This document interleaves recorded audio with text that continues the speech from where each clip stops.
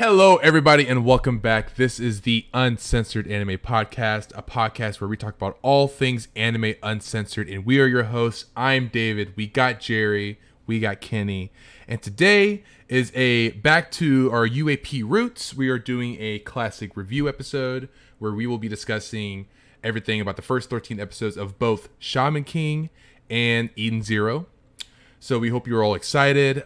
Before we get into anything, let's just go ahead and get all of the, the little shilling out of the way.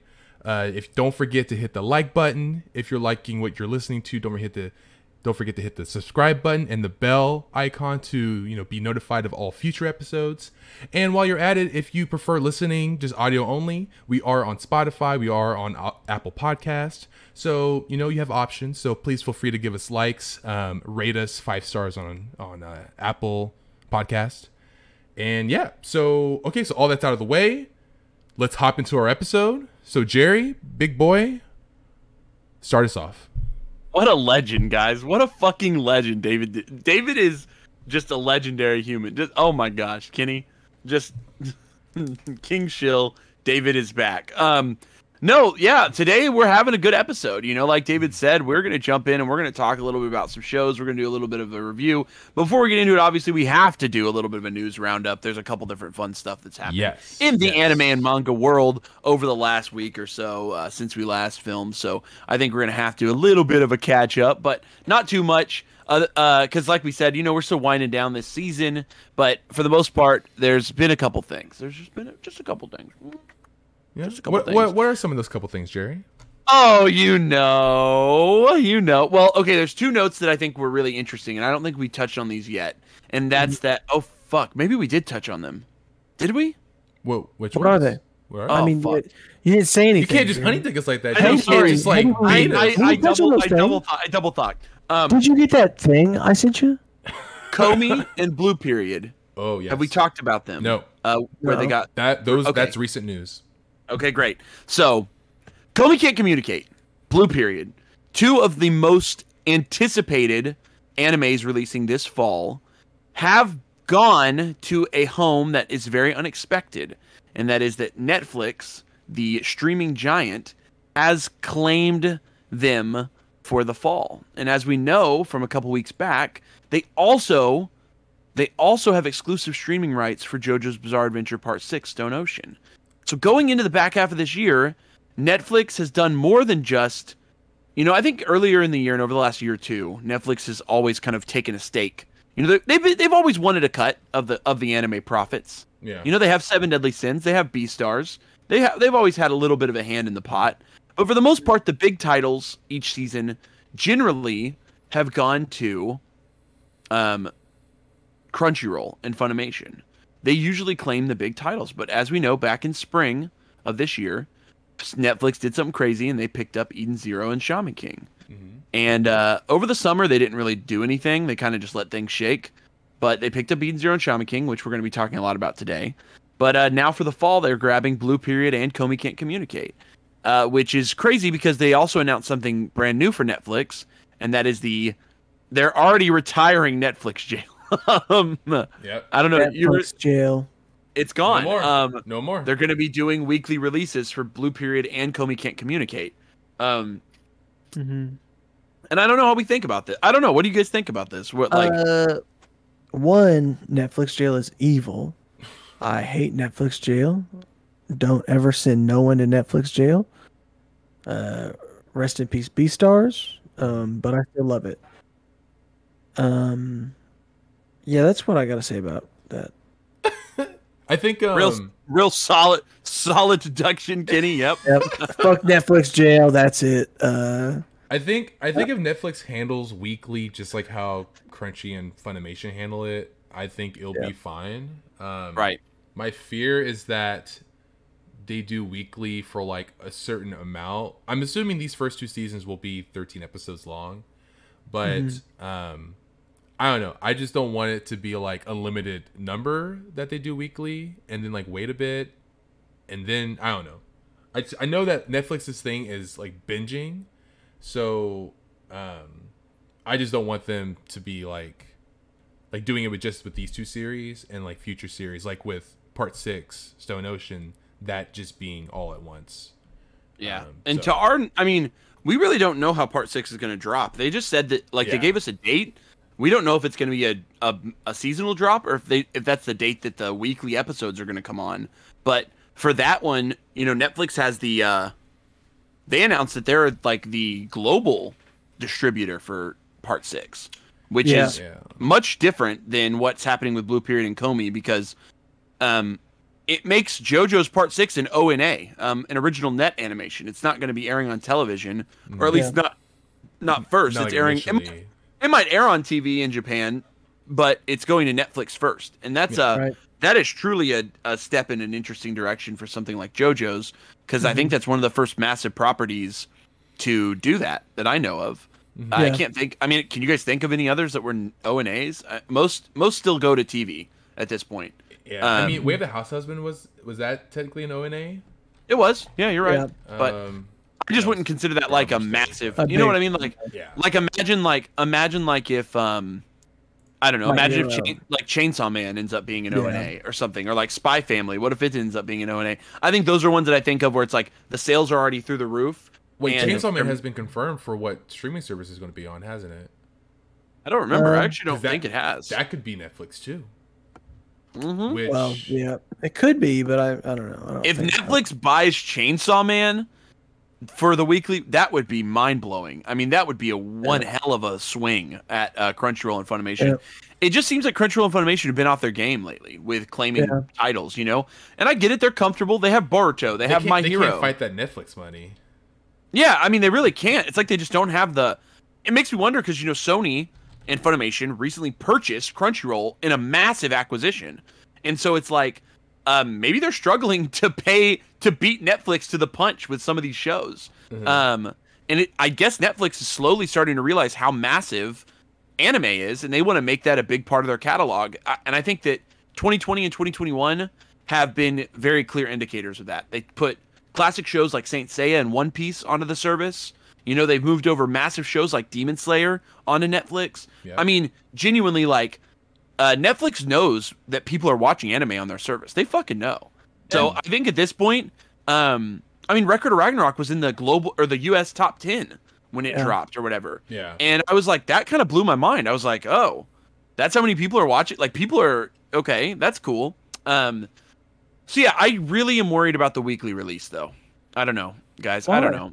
Only because Netflix notoriously, every time they've attempted to do anything weekly like this, they generally can or back out. It's like they notice the downtick in viewership, and they pretty much always bail on it. Like, do you guys remember Hassan Minhaj's TV show? What was it called? Yep. Daily. I would watch that show. Yeah, me too. But the crazy part is I would watch it on YouTube every week. Patriot Act. Yeah. They put it on YouTube, so I used to just watch it on YouTube every week instead of on Netflix, which is probably my own. Which maybe I contributed to the downfall. But that show, got canned after about 3 or 4 seasons, which it really was only like a year and a half or something. Yeah. And a lot of people contribute it.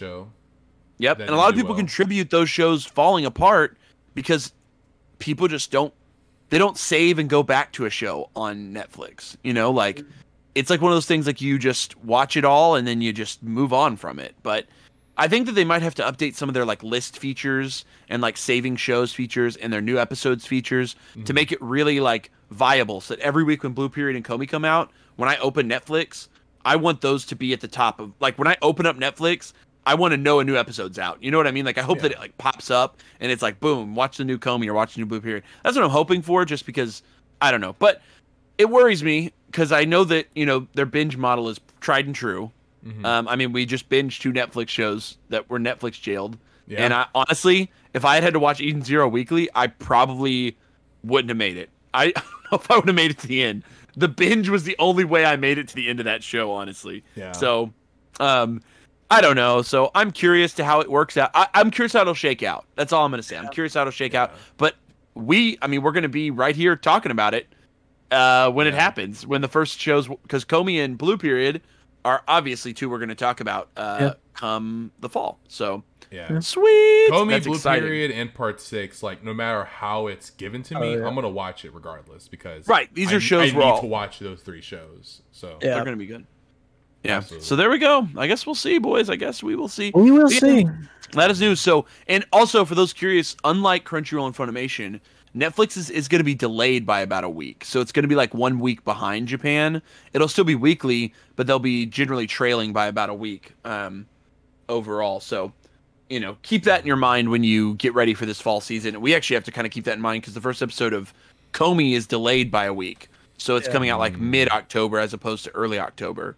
So, And Blue Period. sadness. No, yeah, I mean, yes, but Blue Period's like one of the first shows to air, so I think it'll be on Netflix by like October still 10th be or the something. premiere. Yeah, it's still an early show because Blue Period's like one of the earlier shows this season. But I will say, Netflix put out like a additional Comey Can't Communicate trailer, Yeah. and it got me even more hyped for the show. It looks beautiful. The animation, I did not think that they would go all in on the animation with the show, because if you read the manga, it's not really the focus isn't really on how flashy it looks or the animation of it, but the trailers are showing like they're giving little Yeah. sneak peeks to like what the animation can do. So It's giving me like Horimiya was randomly really pretty.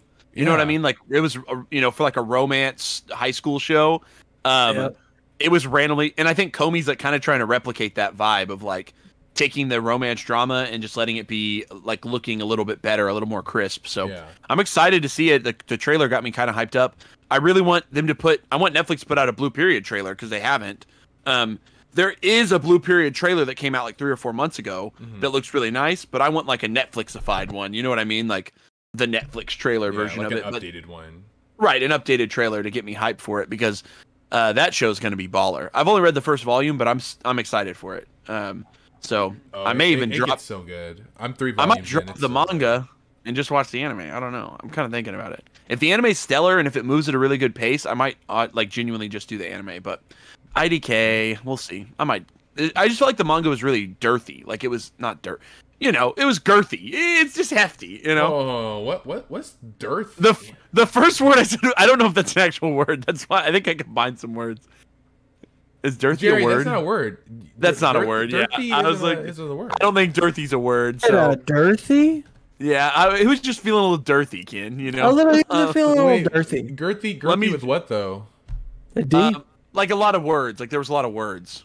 It's dirty. Oh, Yeah, dirty. That's what that means. I don't I think remember. gir- I don't remember if there was like a lot of words in like because you read volume 1.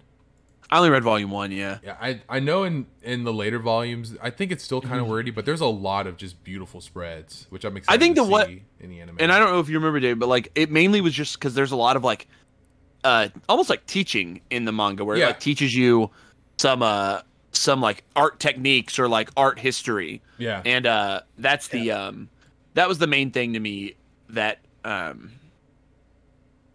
oh wait. What? Okay, dirty is a word if you spell it the way that it was in my head.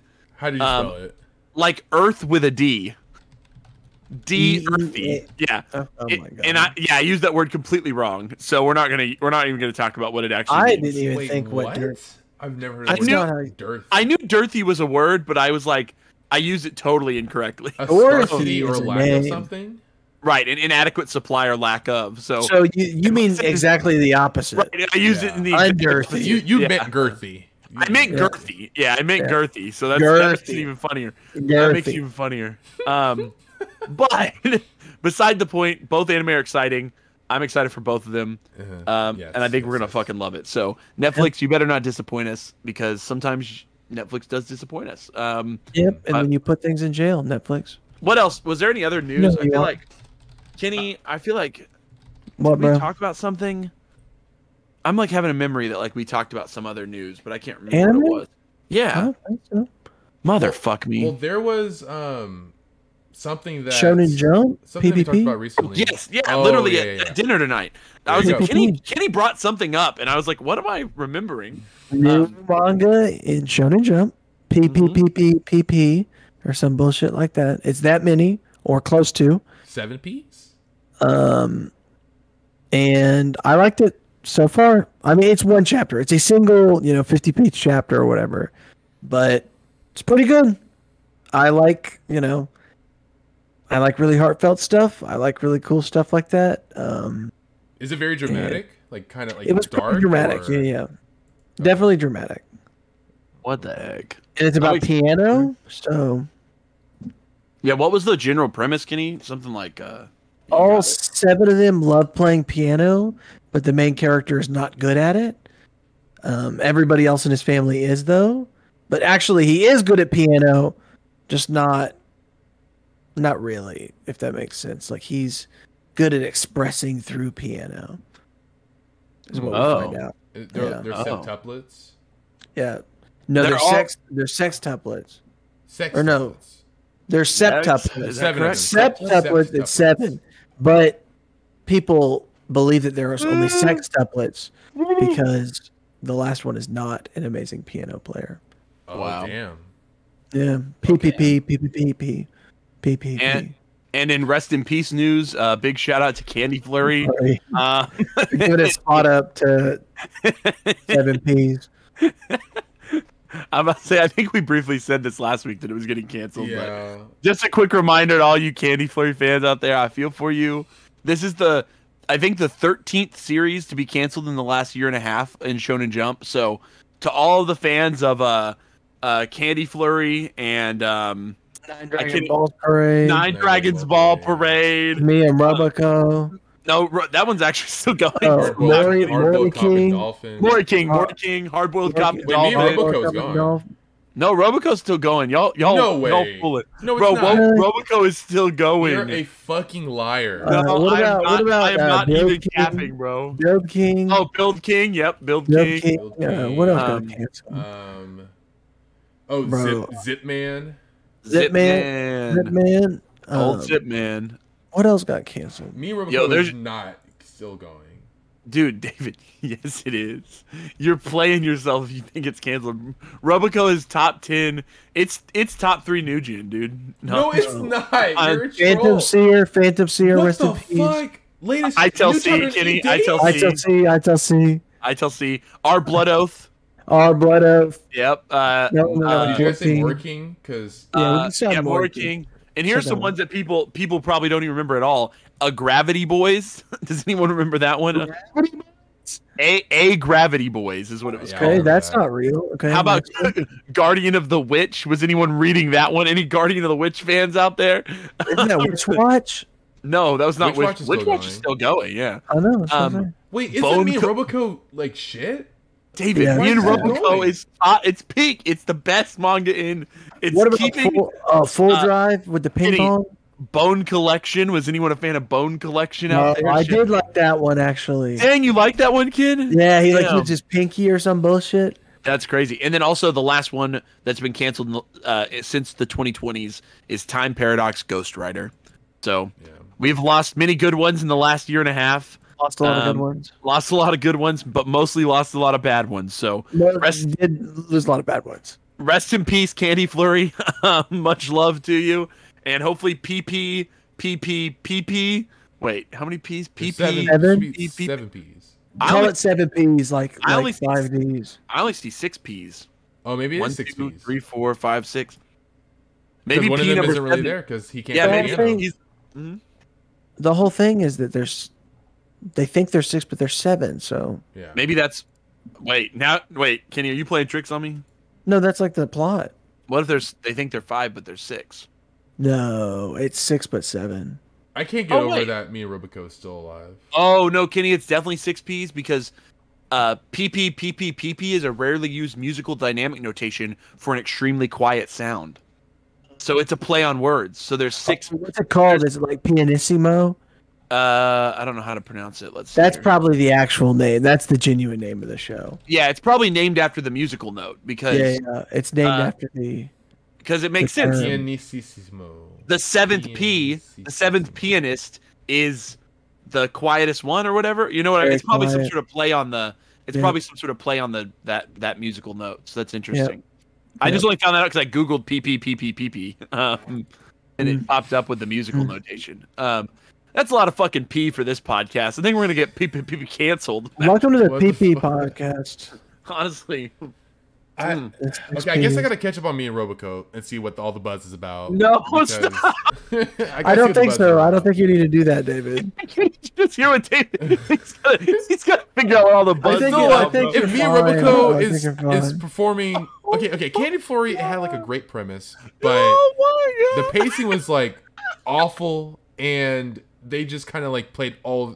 I think they had a feeling that they were gonna get canceled, so they're just like, let's just. It was like I think chapter like 14. They were like, let's just try to wrap this up. So I don't know. That made me sad, but it had a lot of promise. I honestly feel like in Jump. So I don't know if people know this. Here's random fact of the day from Jerry. So for those of you at home listening, Shonen Jump has a weekly rating system. And the way that works is that anyone in Japan who purchases the actual magazine is able to essentially send in I believe it's still a paper questionnaire, which sounds really outdated. It might be virtual now, or it might be like something you like scan in the magazine and then you like do it online. I'm not sure. I know that at some point in time in the past, it used to be a physical thing that you would have to like check mark, and you would fold it up, put it in the mail, and like send it off. But I think nowadays it's probably online, is my guess. But essentially, after you finish reading, once you bought the magazine, you finish reading it, you submit to Jump what your top 3. It's like something like that. You tell them like your 3 favorite chapters for the week, essentially, and readers in Japan send that in, and Jump uses those to essentially rank the manga the next week. So essentially, whatever week. Well, it's not exactly next week, but let me explain. So the way that the rankings work is that they represent 7 weeks prior surveys. So the magazine that comes out this week, or the one that Kenny just read this Friday or whatever, with PPPP in it, they are ordered. The manga series inside of the magazine are ordered by their ranking from 7 chapters ago, is I believe the correct number. So whatever chapter came out 7 weeks ago is the one that represents the ranking in this week's magazine, and so on and so forth.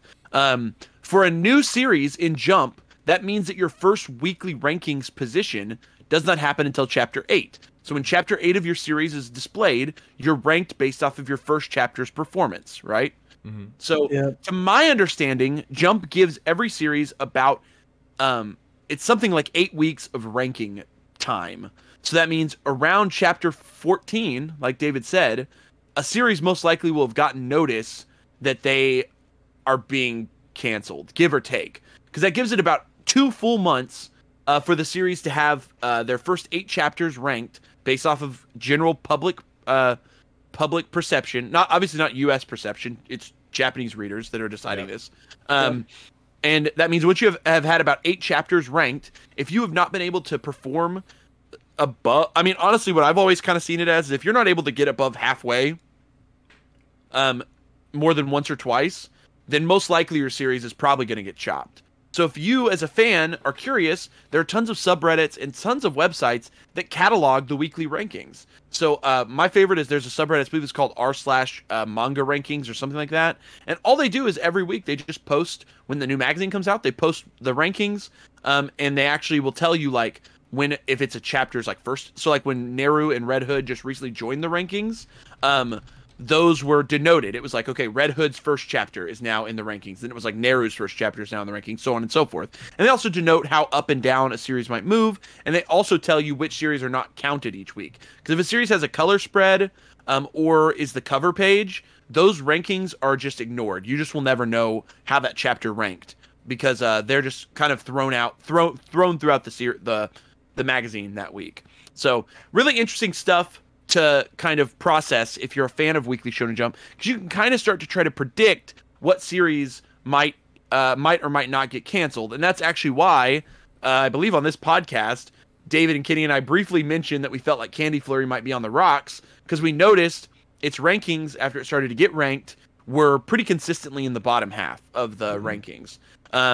And so we were kind of like, oh boy. And so like David said, probably around 14 or 15, they probably got the notice like, hey, you guys are going to finish up, wrap it up. And they kind of, generally what happens is that the mangaka kind of has to just sort of, write themselves into some sort of ending, which almost always sucks. But I don't know. Jerry, can I just tell the podcast, can I just tell all of our listeners the most recent top 3 of the Weekly Shonen Jump? Yeah, what was last? Honestly, I'm curious. I know I looked at it, but it's probably Dr. Stone, maybe. So, all right. So, as of this recording, the most recent Weekly Shonen Jump rankings were from if you 13th. say me and Roboco, dude, I'm gonna shit my pants. Jerry. Oh no! Number one is Dr. Stone. Apparently, Dr. Stone's been number one the past few weeks. It's been doing really well recently. It's a lot of cool stuff has been happening. Yeah, it must be in the middle of a good arc. Yeah. Number two is One Piece. Obviously. Number three. Don't say this. Me and Roboco. It jumped up 4 spots from the previous week. There's our clickbait title. So previous week, clickbait. Me and Roboco, best new anime, best new manga. But no, so Me and Roboco, it jumped up 4 spots, which means last week it was ranked 7. So it's still like in the middle. I gotta read the latest chapter. Okay, I gotta catch up on Me and Roboco. Apparently, David's making sense. Okay, if you're watching or listening, maybe you should check out Me and Roboco on the Viz Media. What if Me and Roboco has done the Reborn and it started as a comedy and now it's like a battle shonen? What if he wears Roboco as armor now? He's like fucking he meets Iron other people Man? with robot maids and they Oh just my God, battle. it's a robot Pokemon, maid but with battle? Robo maids. Yes. Jared. I don't want to believe this. I'm just gonna go ahead and just read all the rankings because I gotta read for those that are curious. Now. So wait, David, what was the week? Did it say on there what week? This is issue number 41. This is for week September 13th, 2021. Okay. So that's what I thought. just the most recent one that came out. Yeah. So, or actually no. There was one that came out Friday, which was this, which is the 17th yesterday.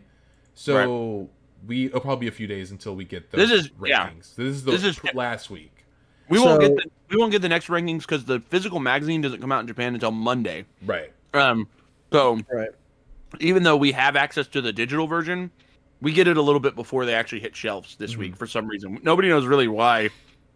I'm not sure why they dropped on a Friday this week. That was really random. But Me and Roboco is peak. So for the chapters that we got on the Viz Media app on Friday, the 17th of September, we'll get the rankings for those on the 20th of September, which is upcoming Monday from the day of this recording. So the 13th rankings were number 1, Dr. Stone, number 2, One Piece, number 3, Me and Roboco, number 4, Sakamoto Days. That's awesome, by the way. I'm happy that's doing well. Apparently, Sakamoto Days has been, I think, top 5 pretty consistently. Yeah. To my understanding, it's been doing both well in the U.S. and in Japan. So it's found some cross-cultural, and it's going to be printed in English in next year, which is surprising as well. Yeah, which I'm so excited for. I'm buying it. Number 4, Nigejuzo no Wakagimi. That's don't know. Elusive Samurai. Oh, Elusive Samurai. Okay, so Elusive Samurai. Number 5. Number 6, Blue Box. Number 7, Jujutsu Kaisen. Number 8, Undead Unluck. Which apparently, Jujutsu was also consistently top 5, but that week it dropped by 4 spots. So it seems like I think it struggled a little bit after it took that month and a half off or whatever.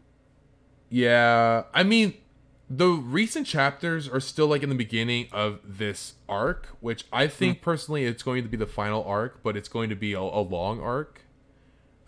So like a 2-year arc or something, like an 80 chapter arc or something. Yeah, because I don't know how because the Shibuya incident arc was a span over 50, 60 chapters, I think. Something like that. So that was like a year and a half. So I think this will be about the same. And so, so 7, Jujutsu Kaisen, 8, Undead Unluck, 9, Mashle, 10, Mission Yozakura Family. I need to watch that. I feel like I need to catch up on that. I keep thinking that Mission Yozakura Family is one of those ones that's it's hanging on by a thread, is what it seems like to me. It generally it never's the very bottom, but I don't think it's ever been top 3. You know what I mean? I think it's one of those series that has pretty been consistently in the middle or below middle. So I think it just has slowly just gotten lucky because there's always been something worse than it to cancel. So shout out to them. But and then the last 3, so 11, Ayakashi Triangle, number 12, Nehru, and number 13, Red Hood. Oh, so I really like Red Hood. That's what sucks. I think I don't know how the West feels about Red Hood, but everyone that I've talked to about Red Hood really enjoys it. I'm really enjoying Red Hood. So right here enjoys it. I really like Yeah, everything that's happened in Red Hood so far has been really entertaining. I'm really gripped by the sort of mystery of the story, Yeah. and I'm interested in seeing how powers develop because so far the powers have been really diverse. Mhm. And yeah, I'm interested to see more, and I hope we get it. But we pour them out. We pour some out for the good ones, man. Yeah, It's and gonna. Yeah. Nehru's kind of like, I'm liking Nehru, but it's like it's been kind of kind of plain, kind of boring. It's just them. They're in school and they're learning how to do martial arts. It's kind of it's kind of whatever, really. So Yeah. that doesn't surprise me. But Red Hood is, I think, much more interesting than Nehru. So Yeah. I noticed that Nehru's first chapter did a little bit worse than Red Hood's first chapter, but Red Hood's second and third chapter have did done real bad. yeah, pretty much been the bottom. I think its second chapter only beat Candy Flurry, which is kind of funny. And then its third chapter is literally dead last. So they're both going to be, I think over the next month, keep an eye on their positions in the rankings because we'll know whether or not those two series are going to make it much farther because knowing Jump, they're probably looking to get rid of some more by the end of the year. And I think Nehru and Red Hood might be there. Yeah. And I think Nehru and Red Hood are on. They just 9, released their 10th chapter. Oh, 10th, okay. Because I think they both debuted the same week. So I think Nehru's a week behind it. I think Red Hood's 10 so and Red Nehru's Hood's 9. 11 then. Oh, and Red okay. Nehru's 10. There you So just like a few more weeks then, I guess, until they get that call from Shueisha and they're like, hey. I almost wish I'm hoping they pick up though. I almost wish Red Hood had been a Jump Plus series. Like, Oh yeah. it's the first one where I've been like, man, I kind of wish this had been Jump Plus because, like, I think with a little bit more grittiness and a little bit more control and freedom over when they release chapters, it could have been really popular. And since Jump Plus is marketed as like a worldwide publication as opposed to just a Japanese publication, they can look a little bit more at English statistics for a Jump Plus series and maybe help it keep it alive. So I mean, things like Kaiju Number 8 and Spy Family, they flourished on the Jump Plus app instead. And I think I think Kaiju Number 8 would have gotten canceled if it had been in Weekly Shonen Jump. Just being upfront, like, I don't think that series would have held on if it had been in Weekly. And the freedom and the comfortability of the Jump Plus schedule and the ability to kind of shift and decide to do every other week allowed, I think, Kaiju to really hold on and get an audience. And now it's doing very, very well. But I really hope Red Hood somehow pulls it out. But I think it's a little too early, is all I'll say. We only have 3 ranked chapters for Red Hood and only 2 for Nehru. So I want to see the next 5 or 6, and then we'll see if we can make kind of a determination. I do think Red Hood has gotten better later. Like more recently. Right. But yeah, we will see. Fuck Candy Flurry. No, I'm just, I guess fuck Candy Flurry. I'm joking. Blasphemer.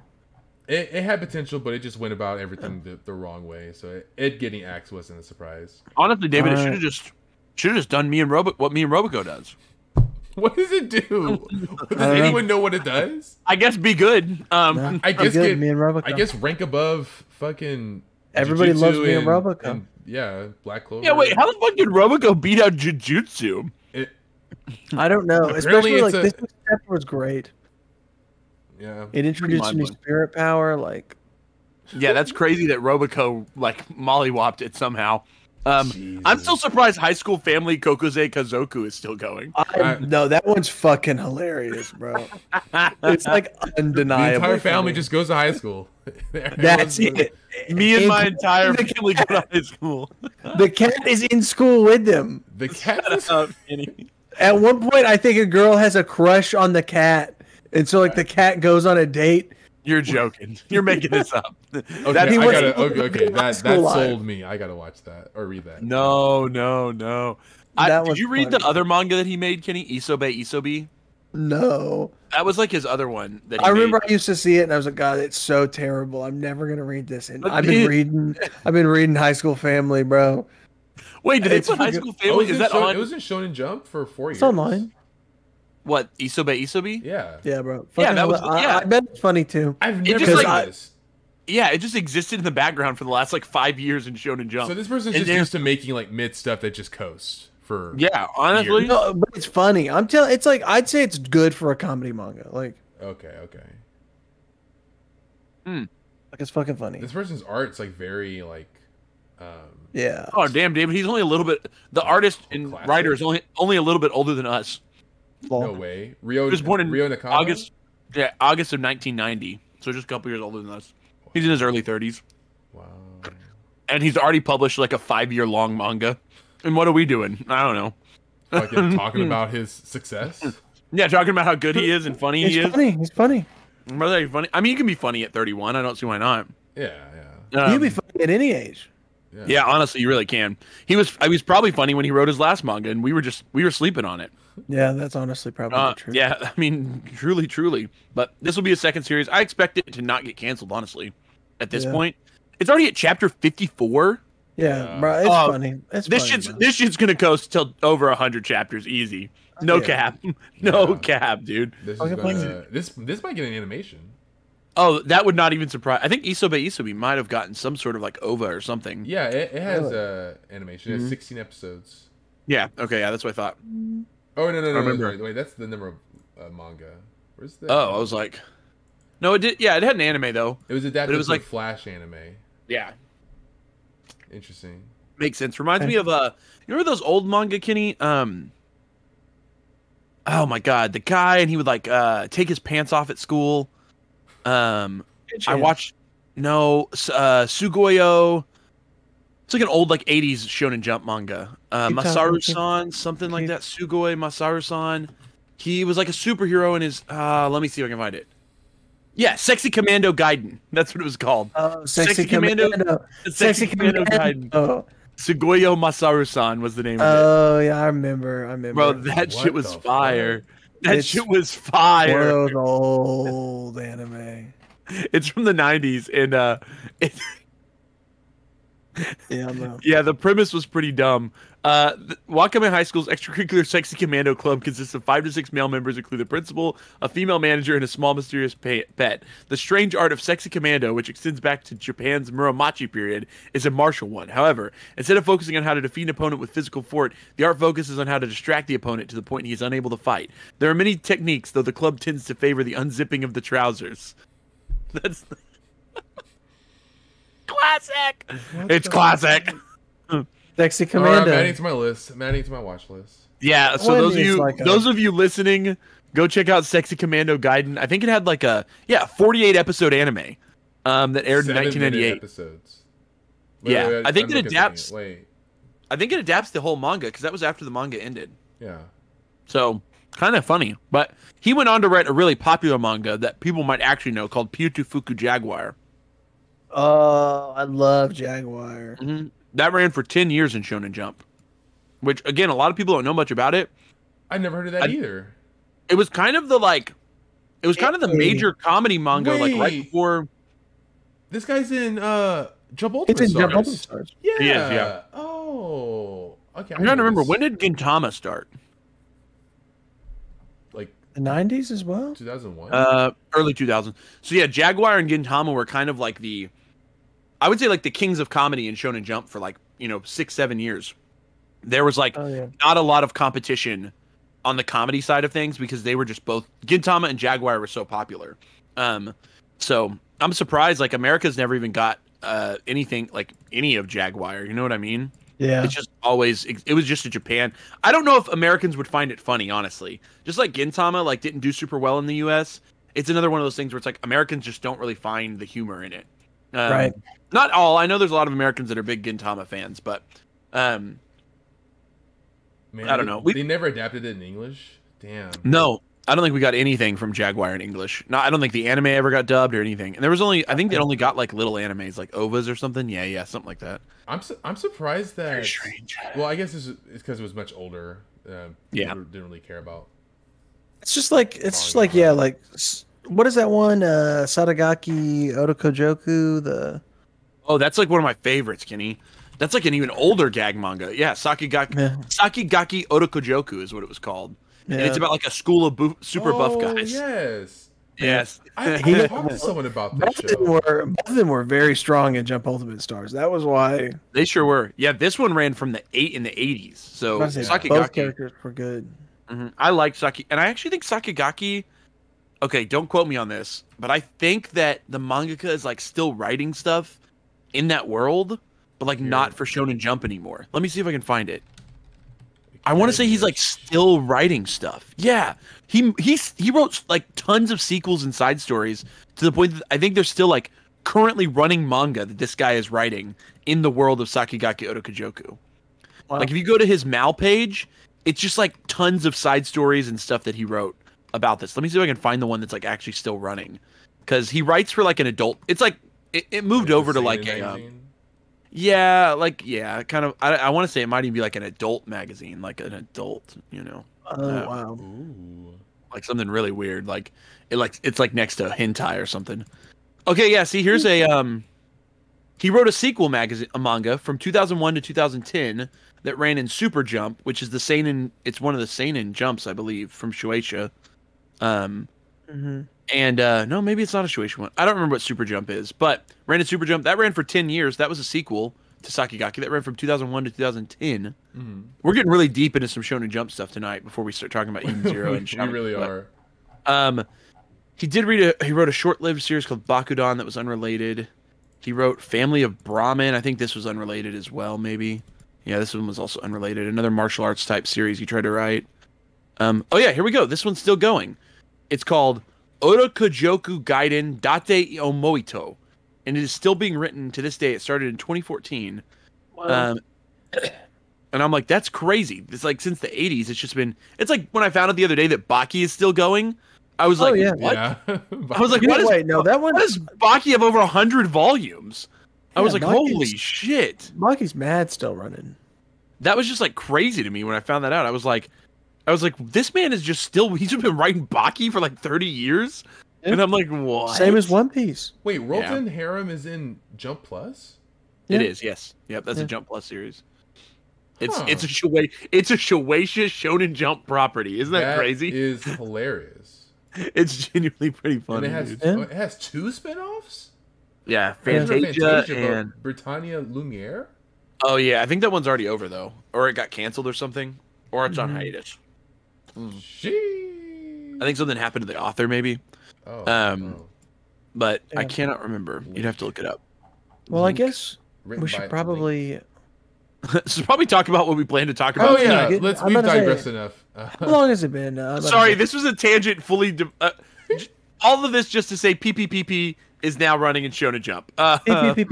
we like earlier like PP. we talked about like doing a Shonen Jump kind of status later, but then we just ended up doing it anyway, which is fine. Whatever. The one takeaway, me and Roboco, top 3 new gen. Peak. It's Top high three T peak. It's Peak. Peak.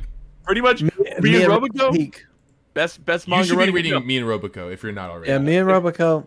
Okay, guys, what did we have other news? Am I forgetting anything else? So one that quick hit? thing that I wanted to say about regarding news was that this was something that was confirmed months ago, but I don't think any of us really realized it until I just realized it like the other day.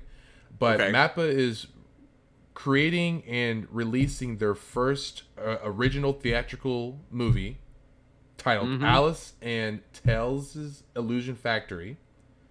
I don't know when it's releasing.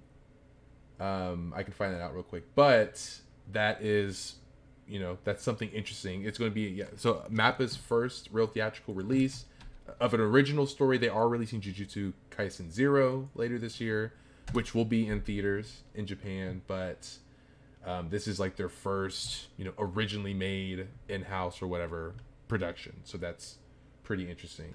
And I think release date will be,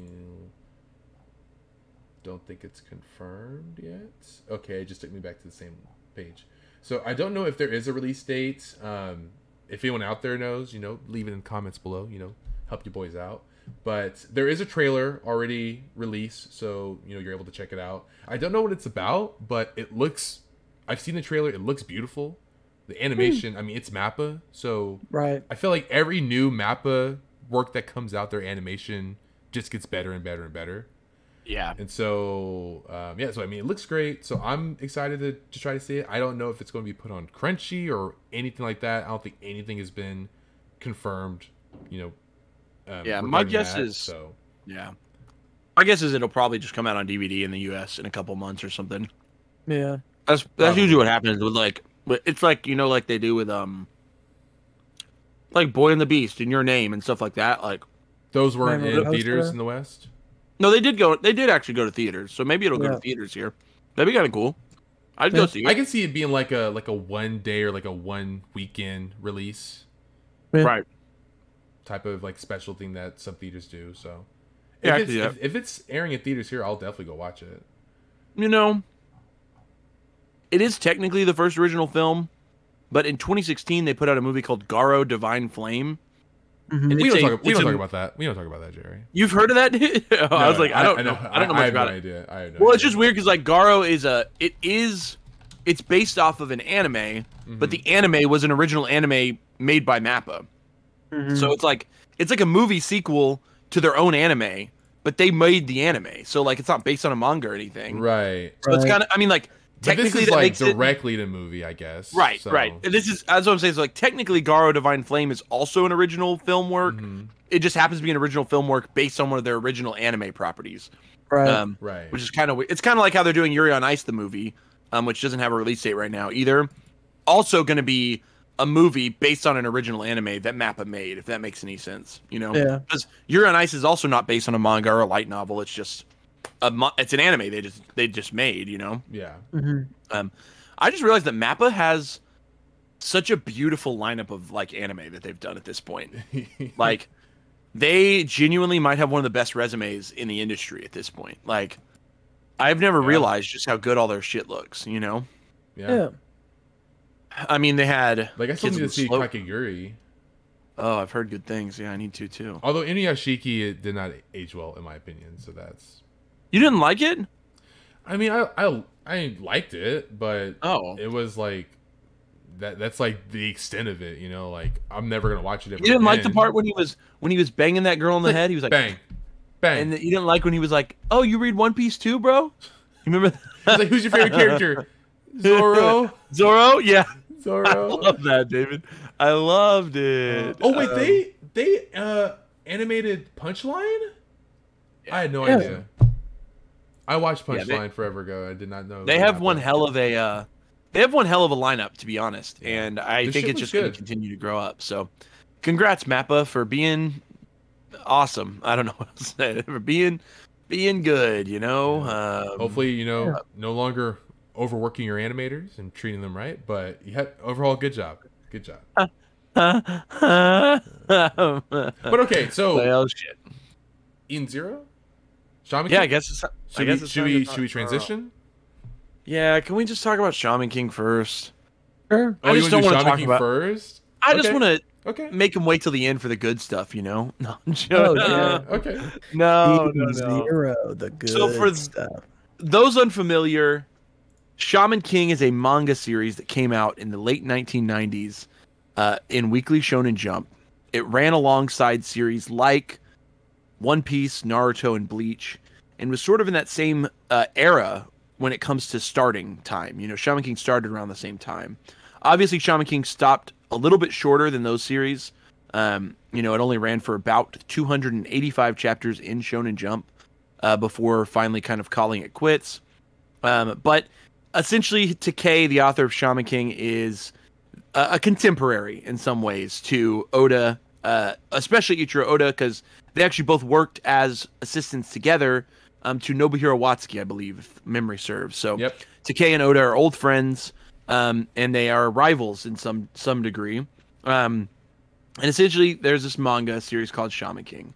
Basic premise, super simple. There's a boy who sees ghosts who has to enter in a international tournament called the Shaman King in order to fight their way to decide who is the next leader of the shamans, which in this world, shamans are individuals who can see and fight alongside ghost partners. Okay?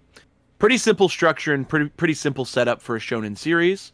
But yeah, so finally, for those who don't know, they've begun the process to air a newly created version of the Shaman King anime, because during the original run of the manga, Shaman King did have an anime adaptation, but the manga and anime caught up to each other, and instead of the manga just going, or the anime just going on forever, trying to create filler and continuing to adapt, the anime decided to just create its own ending and end the series out and have its own ending. So that series of Shaman King adapts a certain portion of the manga, but then has its own story after that. And now here we are over 20 years later, and a company has finally gotten the rights and is now recreating the anime and making it a little bit more accurate to the manga that was made back in the 90s, early 2000s, okay?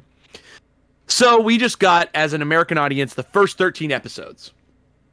So Netflix has decided to release it in 13 episode chunks, I guess. It's going to be, so there'll be 4 chunks that'll release. They haven't released a date yet for when chunk number 2 is going to come out, but most of chunk number 2 has already been aired in Japan. So most likely in the next couple weeks, we will get our second dose of Shaman King. So another 13 episodes for us to binge. So the boys and I, we binged the first 13 episodes of Shaman King, everything that's currently available on Netflix's streaming platform here in the United States. Mm-hmm. And boys, what did we think? It was pretty good. That shit zoomed. That shit went so fast through stuff. Yeah. I felt like it was like watching it like on 8 times speed or something. Right. I wonder what the comparison is for episode 1 from this anime to the original. Like, is it the first 2 or the first 3 episodes? I wonder that it adapts, because like it felt like the conflict between Amidamaru and Yo was a lot longer in the original anime. Like, Amidamaru didn't initially just join Yo. But you know, I don't know how long it was, but it did feel like it just zoomed right by. And I'd like to know like when Horo shows up, because he shows up episode 4. Yep. In this anime, and I feel like he was not in there for a minute in the old anime. Yeah, Horo is introduced to episode 9 of the original series is when Horo arrived. Yeah. Wow. It's like 20 something chapters in. 5 episodes. So he comes 5 episodes sooner. 5 episodes earlier. Wow. Yeah. Yeah, it zoomed right by all the stuff. Yeah. Yep. I mean, yeah, there's not much more to say about that, but yeah. I mean, the opening made me think of like an old school, like early 2000s anime opening. It seemed like, I don't know if that was on purpose. Yeah. Kind of like, you know, pulled in the nostalgia, but I noticed that. Did they play the original opening theme in that episode? Oh, they did. That was that was pretty cool. Whenever he's fighting Silva. Okay, spoilers for Shaman King first 13 Kenny, episode. I jumped out of my chair, bro. I jumped out of my chair. Whenever he's fighting Silva, he goes into Oversoul and pumps all of his mana into it, and they play the original anime's opening theme. I believe that song was titled.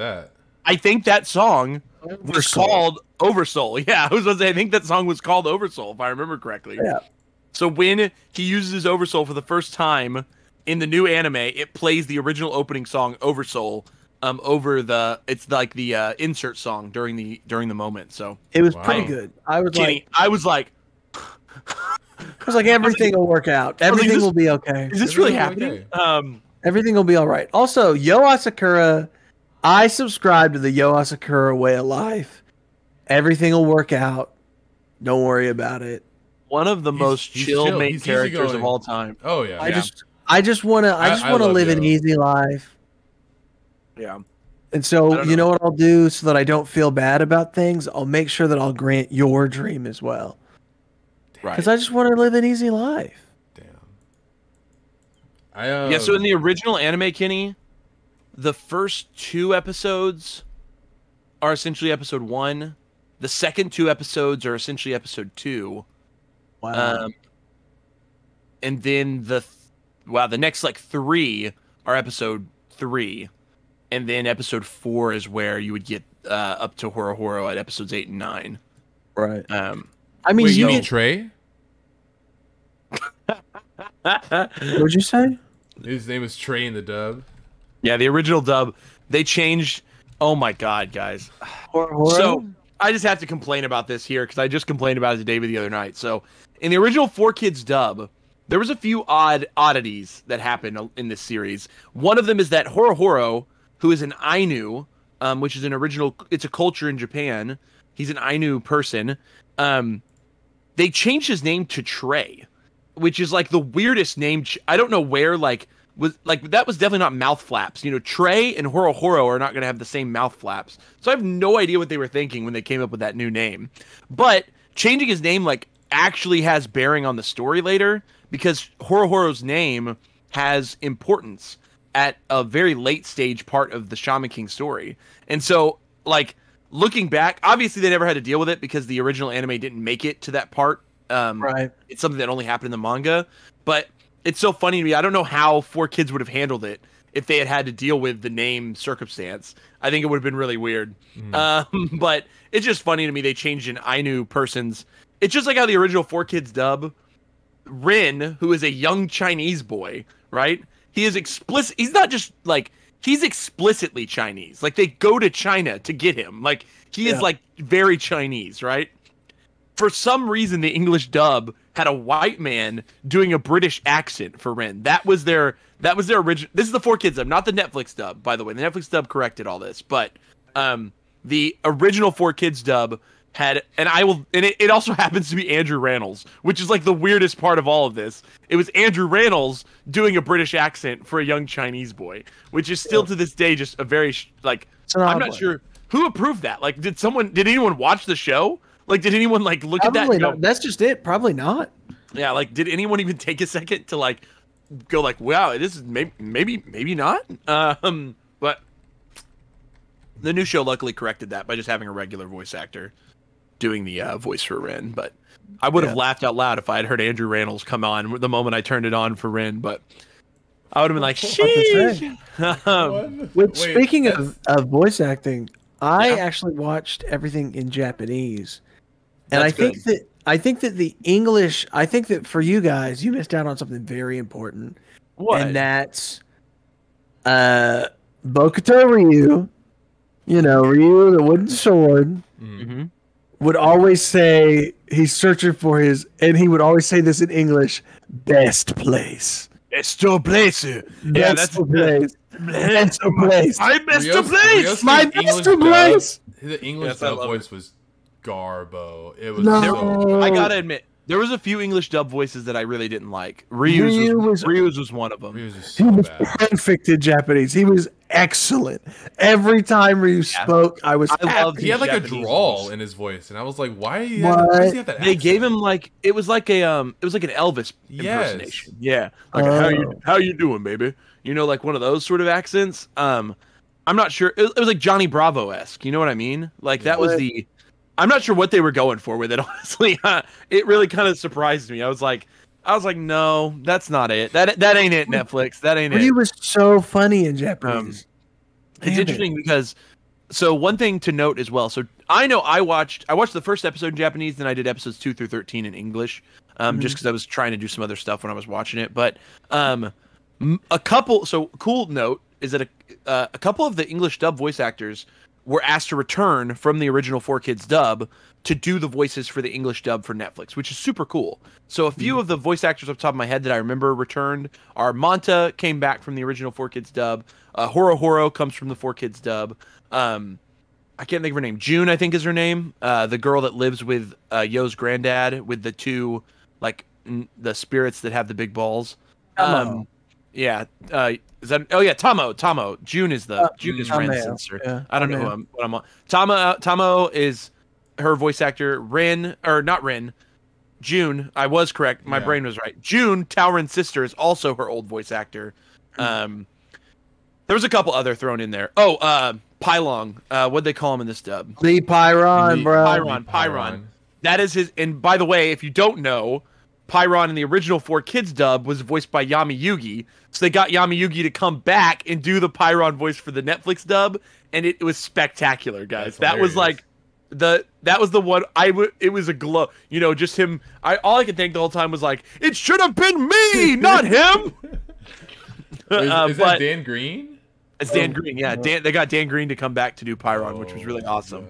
I was really so. There's a couple, and honestly, and like I've told David, like Manta. I know that voice actor can be a little annoying, but to me, like, that is what Manta has always sounded like in my head, because that voice actor was just so distinct in the 4Kids dub. So getting him to come back was so cool, because I couldn't find. It's like he hasn't done any like acting, at least not a lot of professional acting, since doing that dub like 15 years ago. So the fact that they like found this guy and they were like, "Hey, you want to come back and do this role?" Just kind of blows my mind. I think that's a really cool callback. But Yo and Ren both got brand new voice actors. Those were totally new. Amita Maru in the Four Kids dub was actually played by Sean Schemmel, so like the voice actor for Goku. And instead, and maybe appropriately, instead of Sean Schimmel doing like I hate to say it, but his accent that he used in the original Amita Maru was like maybe a little offensive. If you go listen to it, he's kind of doing sort of like an old samurai type accent, sort of voice vocalization. And for this dub, they got an Asian man to do it, which I thought was pretty cool. So I give Netflix props. They definitely tried to fill out. And like I said, instead of a white guy doing a British accent, they replaced Rin. But Rin was replaced by like a white. I think it's still a white person, but it's like a white woman. Did y'all know that the voice actor? Did y'all know that Dan Green also is the main voice for Knuckles, the Echidna from Sonic the Hedgehog? Oh yeah, I knew that. I had no idea. Like think about it a little bit, and it makes sense. You'll be like, wait, I can been visualize the connection, but I'm like, I never put those together. Yeah. But so what else about Shaman King did you guys like, hate, anything else? Any other notes? I think for me, I think the coolest thing about Shaman King is the Oversoul. That whole them taking the souls of their partners and like infusing it with their weapon or whatever and like making something new. I thought that was really pretty unique. So I'm assuming they're going to expand upon it as the series goes on, like different. I remember from Jump Ultimate Stars, Yo has multiple forms with his Oversoul. So I know that there will be some, different Oversouls in the future, which I'm very excited for. So yeah, I think that's like one of the coolest things that jumped out to me watching the show. Yeah, I really liked that each of the shamans don't technically have the same power. Like I think the closest one is Rin and Yo do genuinely have a similar power. But each shaman is like from different descendants and sort of use different powers in that sense. And it actually seems like possibly Ren's may change soon whenever he starts using the sword that he's got, or it'll, change shape somewhat. But like how Horo has a nature spirit, and how Ren or how June has Jingji. And Anna can actually call spirits. And I don't know. I just thought it was cool that each of the shamans are from like diverse shamanistic backgrounds on Earth. And they're represented through different powers. Or how like Silva has the greater spirits as sort of protectors. Yeah, I love Silva's power once you understand it. Like how he has the 5 spirits that are all attached to different parts of his that allows him to do all this stuff. But I don't know. Any other criticisms of the show? The pacing is the biggest one for me. It was like, well, the only other thing I said about it. I had one issue with it. Like, I love Ryu the Wooden Sword. I love Bokuto no Ryu. Kenny really loves. Me too. He's my favorite character. But my man's was just like, I beat 2 shamans and I'm in the tournament now, and you're like, you're not a shaman. You got possessed by a guy, and then we accidentally left you at Yo's house, and now you're a shaman?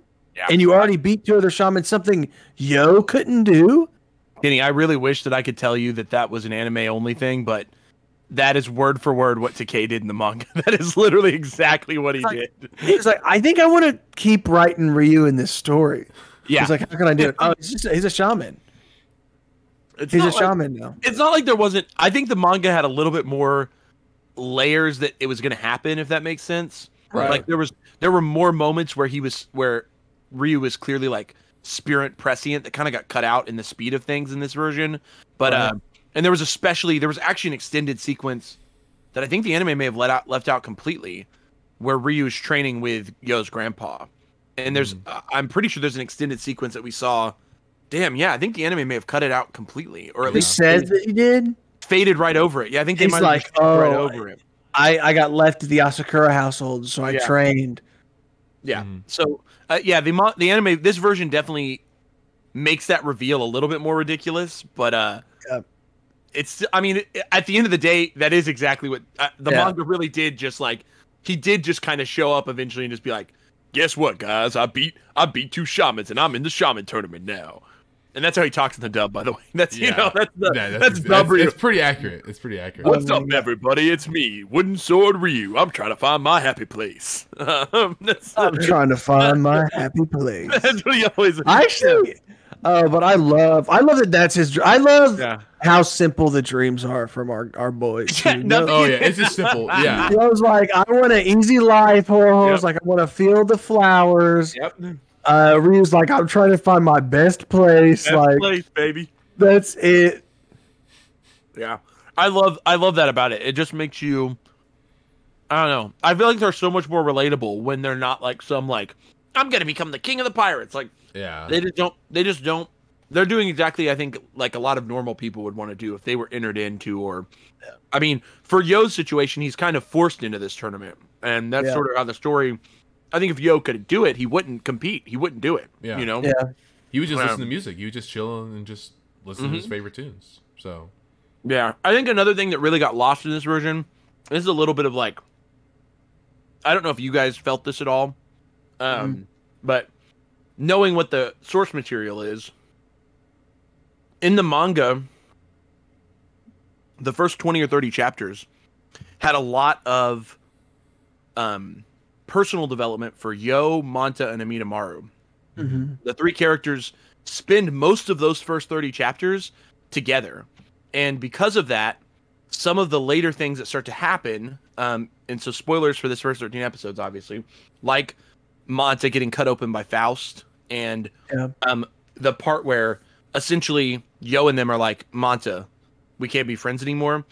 Those were big kind of emotional moments that happen, 50, 60 chapters in, where we've spent a lot of time where Yo and Manta slowly became very close friends, where, they go from just being, brand new.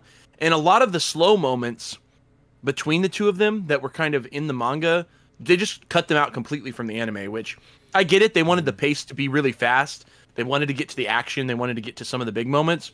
But some of my favorite moments from the manga were the small, like, soft conversations between Yo and Manta that would happen. And I can remember one specific one they left in the anime, and I was happy they left it in. And it was a scene where Yo and Manta are in the bathhouse, and they're sort of talking about, like, what purpose does all this serve? And Manta's like, I just don't know. I don't know why you guys have to keep fighting. And, Yo's like, essentially like, this is just sort of how the world has spiraled for us. There's sort of like this softness to what happens there. And that's the only one. That's pretty much the only scene they left in. But there were 5, 6, maybe even more than that I'm forgetting from those early chapters that when Yo looks at Manta in that hospital bed and he's like, literally, you can't come. I was devastated because, that was like 50, 60 chapters in. And I was like, fuck you, Yo. I was like, no, like, Manta's coming. Yeah. But like in the anime, it just didn't hit as hard. I think it was in like episode 8 or 9. It was like right before they went to Ren's house, maybe. Yeah, it was before Yo went to Yami. Right. And But like I then- said, that's like 50 chapters into this manga. That's like, Yeah. there was a significant amount of time spent building up Manta and Yo. And I was like, damn, like, but yeah, I think that we lost just a bit of that, especially just because of how messy the first 3 or so episodes. It was about, I would say the first 3 episodes are a little poorly pieced together is the word I would use. Like, Yeah. they just were so fast that they almost got incomprehensible. But then around, I think episode 4 is when they fight Horohoro in 4, right? Yeah. Yeah. Whenever he fights Horohoro, to me, the pace settles a little bit. It starts to actually make sure everything's kind of happening in a coherent way. But prior to that, it's a little all over the place, and that's because Four is Silva. for Silva. Okay, so Yeah. 5 might be 5. Horohoro. Okay, so Yeah. beside the point. But yeah, so I think that was one of my own criticisms of the show is we lost some of the soft moments, and I think that we'll get more of it back because the first 13 episodes covers about 80 something chapters, like 80 in the 80s, which is almost a third of the entire manga series. So we still have 3/4 of the anime to go, and they only have to cover 2/3 of the manga. So they can definitely slow down a little bit now. Yeah. Are they going to slow down that fast? No, they're probably going to keep going at this speed until they've mostly covered what was in the original anime. I think that's probably the goal here, is that a lot of this was already... If you've seen the first Shaman King anime, most of what happens in these first 13 episodes is a direct rehash. You know, this was pretty much word for word already in the first anime. And in the same way that Full Metal Alchemist Brotherhood kind of sped through the events of the early part, it feels like this is kind of what's happening. So that if you were a fan of the original, you can watch this one, get through the stuff you already kind of know in sort of a reminder format, and then we'll get into the real stuff, and you'll be able to slow it down a little bit. And I've said this before, there's another arc that comes at around chapter 200-ish that is like one of the slowest manga arcs I've ever read in my life. And it was a slog reading it in the manga. And I hope to God that the anime notices that and speeds that shit way up. Just pump the fucking gas, anime. If you're listening, I hope they just gas right through that part, because it was a slog in the manga. And I think that I hope that they gas through that. But do you know approximately like what chapter at the end of episode 13 gets to? Yeah, it was like 80. It was like 80 something. I would have to go look again. One sec. But I knew the number the other day, but I can look at it. Give me 6 seconds. I like literally opened it in my physicals because I was like curious. Yeah.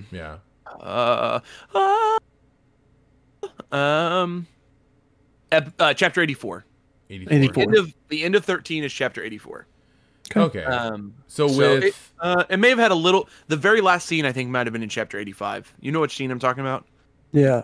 How? Whatever. We're talking about spoilers anyway. Right after he kills Lily Rara. Yeah. And it shows Hal like at the getting ready. I think that scene with Hal might have actually been in chapter 85. But but yeah. So we are in 13 episodes. We've covered 84 plus ish chapters of the manga, which is pretty fucking breakneck, honestly. Yeah. Pretty fast.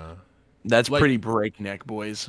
Like moving, because that's like one of the biggest things with pace is like you lose the ability to actually take the time and build relationships for your audience. Right. So it's like when you try to do those sentimental moments, they don't really hit because it's like, I just knew this person for 2 episodes. Like, why should I care? You know? Yeah. And that's kind of like why those sentimental moments that happened in these first 13 episodes, like I was like, okay, and just kept watching. Like it wasn't impactful at all. Yeah. And I'll agree. Yeah. I'll agree.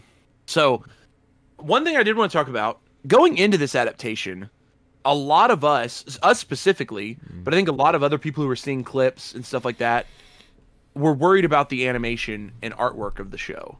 What did you guys think about that now that we got to see the final product? I thought it was fine. I thought the animation was pretty good, actually. I thought the fights looked pretty well done. It didn't look bad. I actually, honestly, I was super hesitant, but after episode 1, I was like, wait, it actually looks fine. Yeah. I was like, it actually looks pretty good. So, and honestly, by about the Silva Horror fights, I was kind of digging it. Like, I thought the style kind of worked. Yeah. It is definitely, I think I noticed a couple, like, maybe some budgetary simplification things, but that's just because I really be looking at animation real closely sometimes when I be watching. But, I noted that there were some slow pans, and there was a couple, limited animation shots and stuff like that. But for the most part, it was pretty well handled. I don't think the series, and David, you can correct me, but I think the anime studio is not super. Is it Cloverworks that did this one? Oh no, it was Bridge. Oh shit. No, it's Bridge. I forgot. And it's the same. It's the same studio that did the last half of Fairy Tale. Right. That's and exactly they what it did looked like. Talentless Nana, which I watched. That was part of our I think watched fall 1, of last year. Yeah. So not really like super impressive, right? But I mean, it wasn't bad. It wasn't. This show felt to me a little bit like that part of Fairy Tale that they did.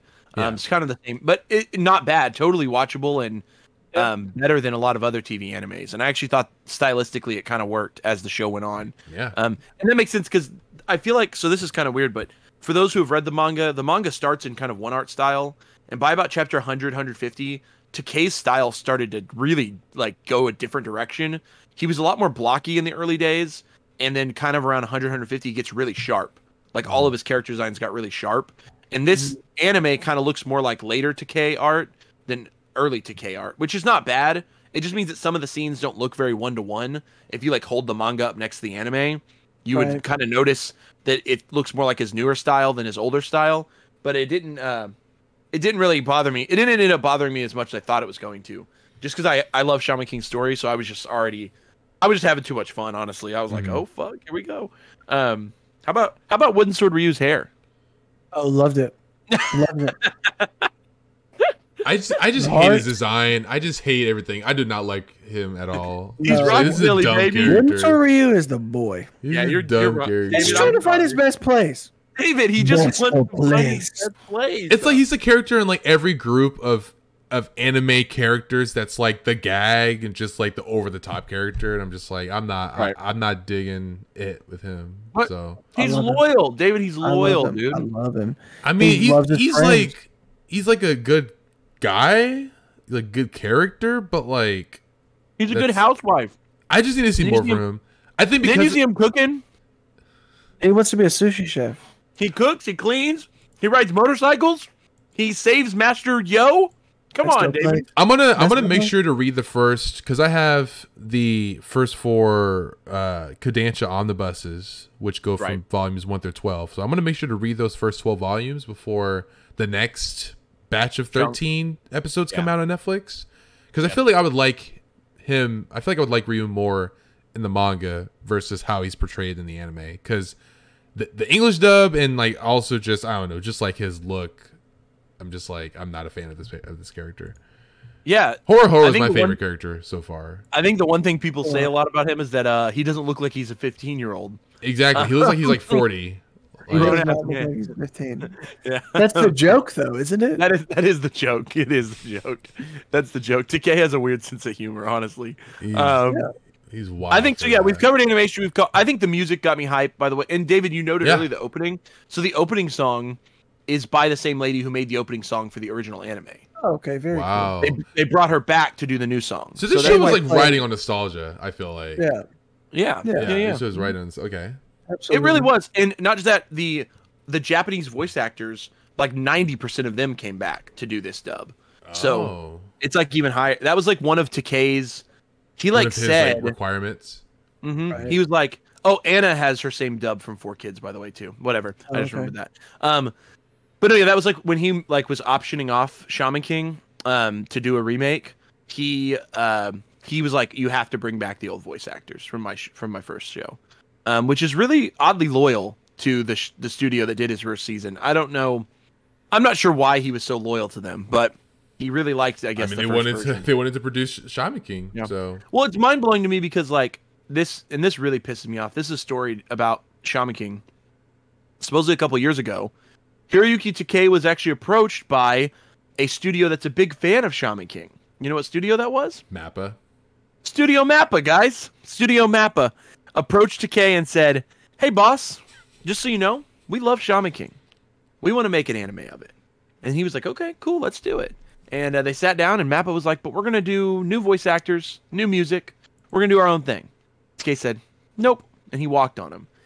And that is like the biggest travesty still. I'm like, I can just imagine Mappa Shaman King. Oh, I'd be nutting, dude. I'd be nutting. Bro, I would be busted. Oh my God. I'd be busted, David. I would be busted. That shit would be flames. But beside the point, this was certainly a great fun. And you guys are about to see kind of one of my favorite parts of Shaman King in the next batch, which is the America arc. And I love the America arc. I think there's a lot of great stuff in the America arc. So buckle up. You're also going to meet some of my favorite characters in this arc.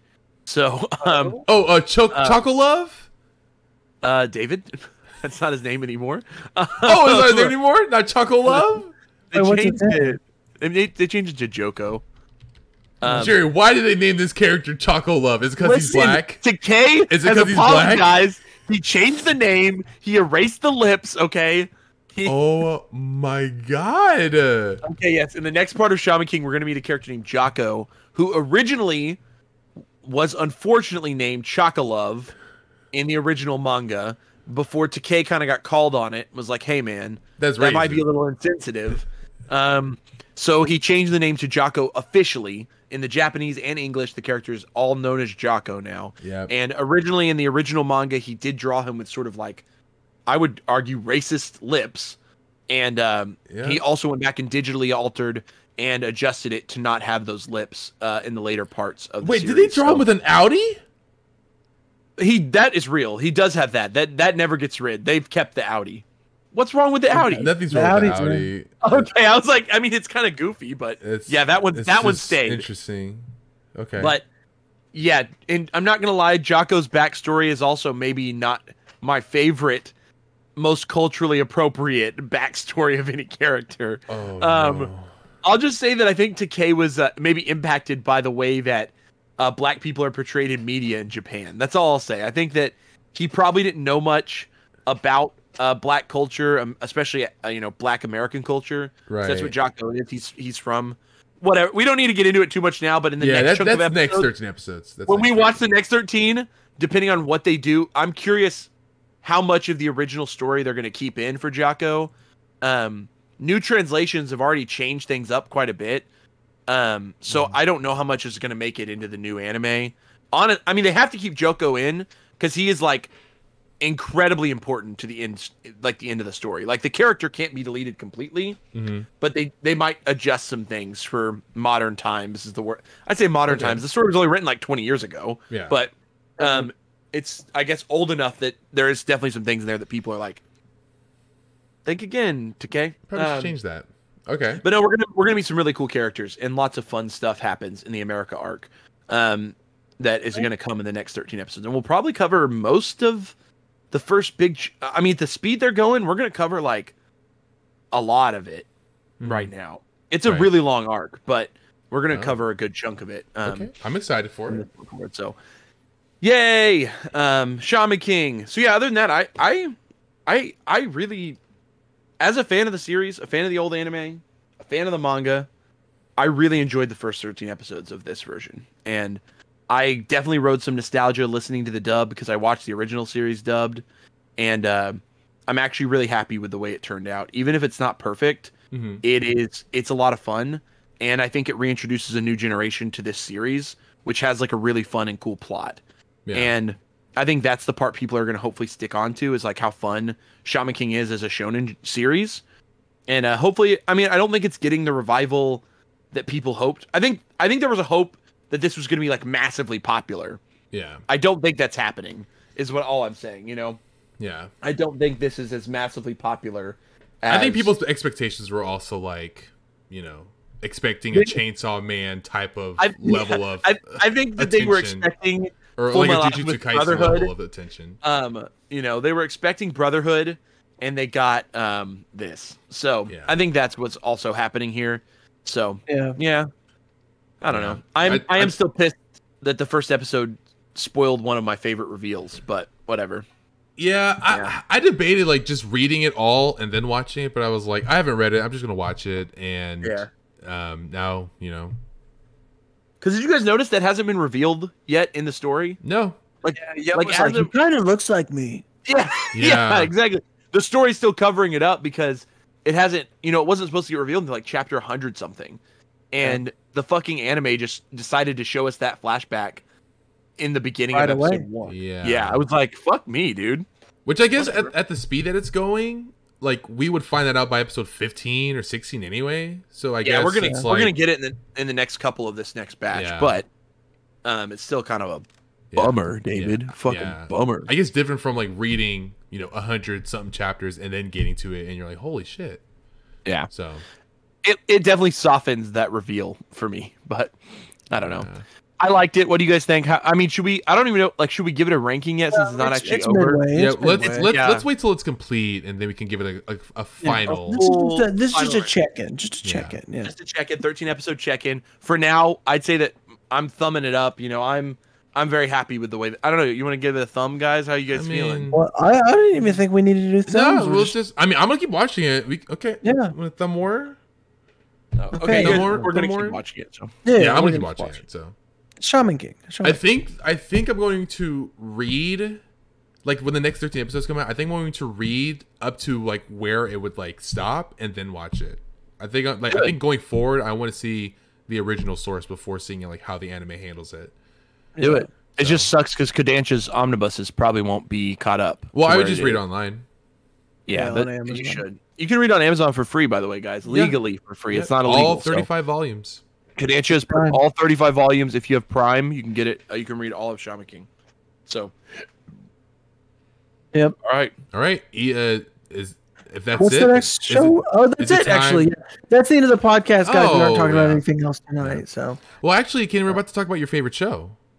Oh, are we? Yeah, we're going to talk about your favorite show, Kenny, and it's a show. Hey, favorite show? Yeah, Kenny, what's your favorite show? What's your favorite show, Kenny?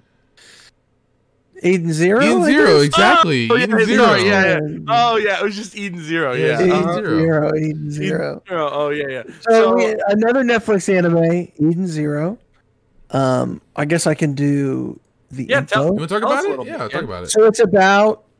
So first it's by Hiro Mashima, who I guess just was like, you know what, I just want to do the same things and just make them a little different.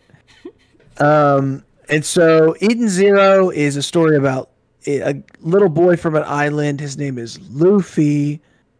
His name is Shiki, and he's from a planet. And it just so happens that he goes on a expedition to become King of the Pirates and find One Piece, great right? Demon King, and make tons of friends, or Nakama.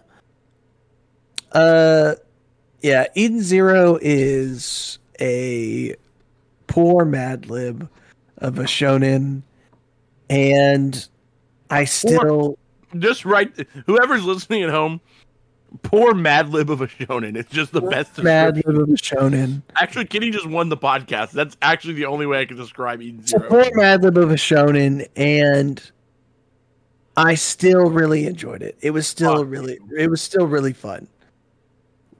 And it was still really fun. You're lying. And it was I hate this. It instantly, it did the bullshit. Okay, you know how much I talk shit about Gaunt's and the double K Corono. Okay, that is the dumbest shit ever. And this show within 3 episodes has 2 of the same goddamn character. 2 of the same guy exist within episodes of this show. But you heard the explanation though, right? Right, Kenny? The explanation is this planet was in a completely different reality. So it's not, there's not different timelines. It's just a completely different reality. So that exists now because the weird time space dragon ate this planet. Time space dragon, which is a thing in the show. Nothing makes sense in this show.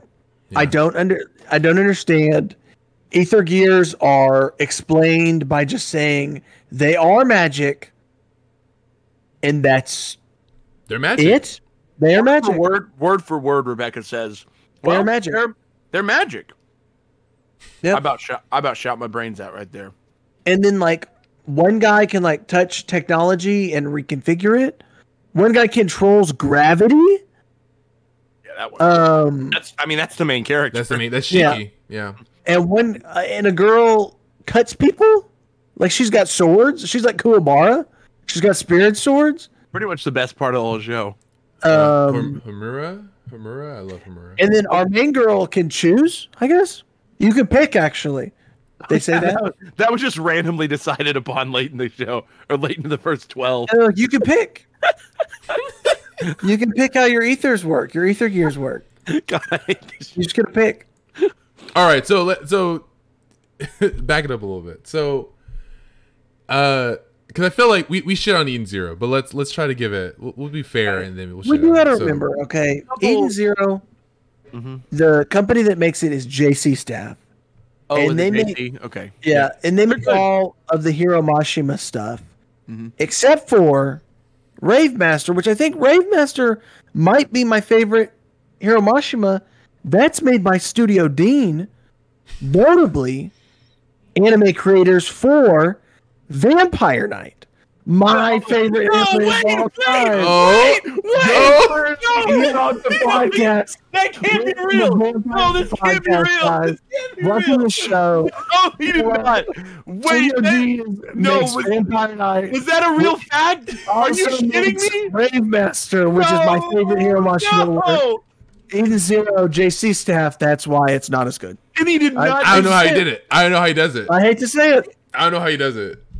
I truly hate to say He it. worked it in. This was not even like a surprise. He was in full blown, like he was genuinely talking about oh my god.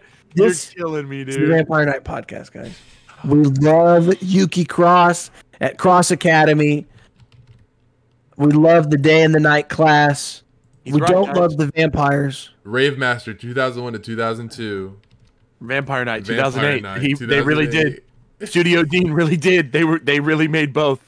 I'm dead. This is it. This was the. Kenny's That big was, brain. Kenny's big brain. When did you even think of this, Kenny? Have you been waiting for this the whole episode?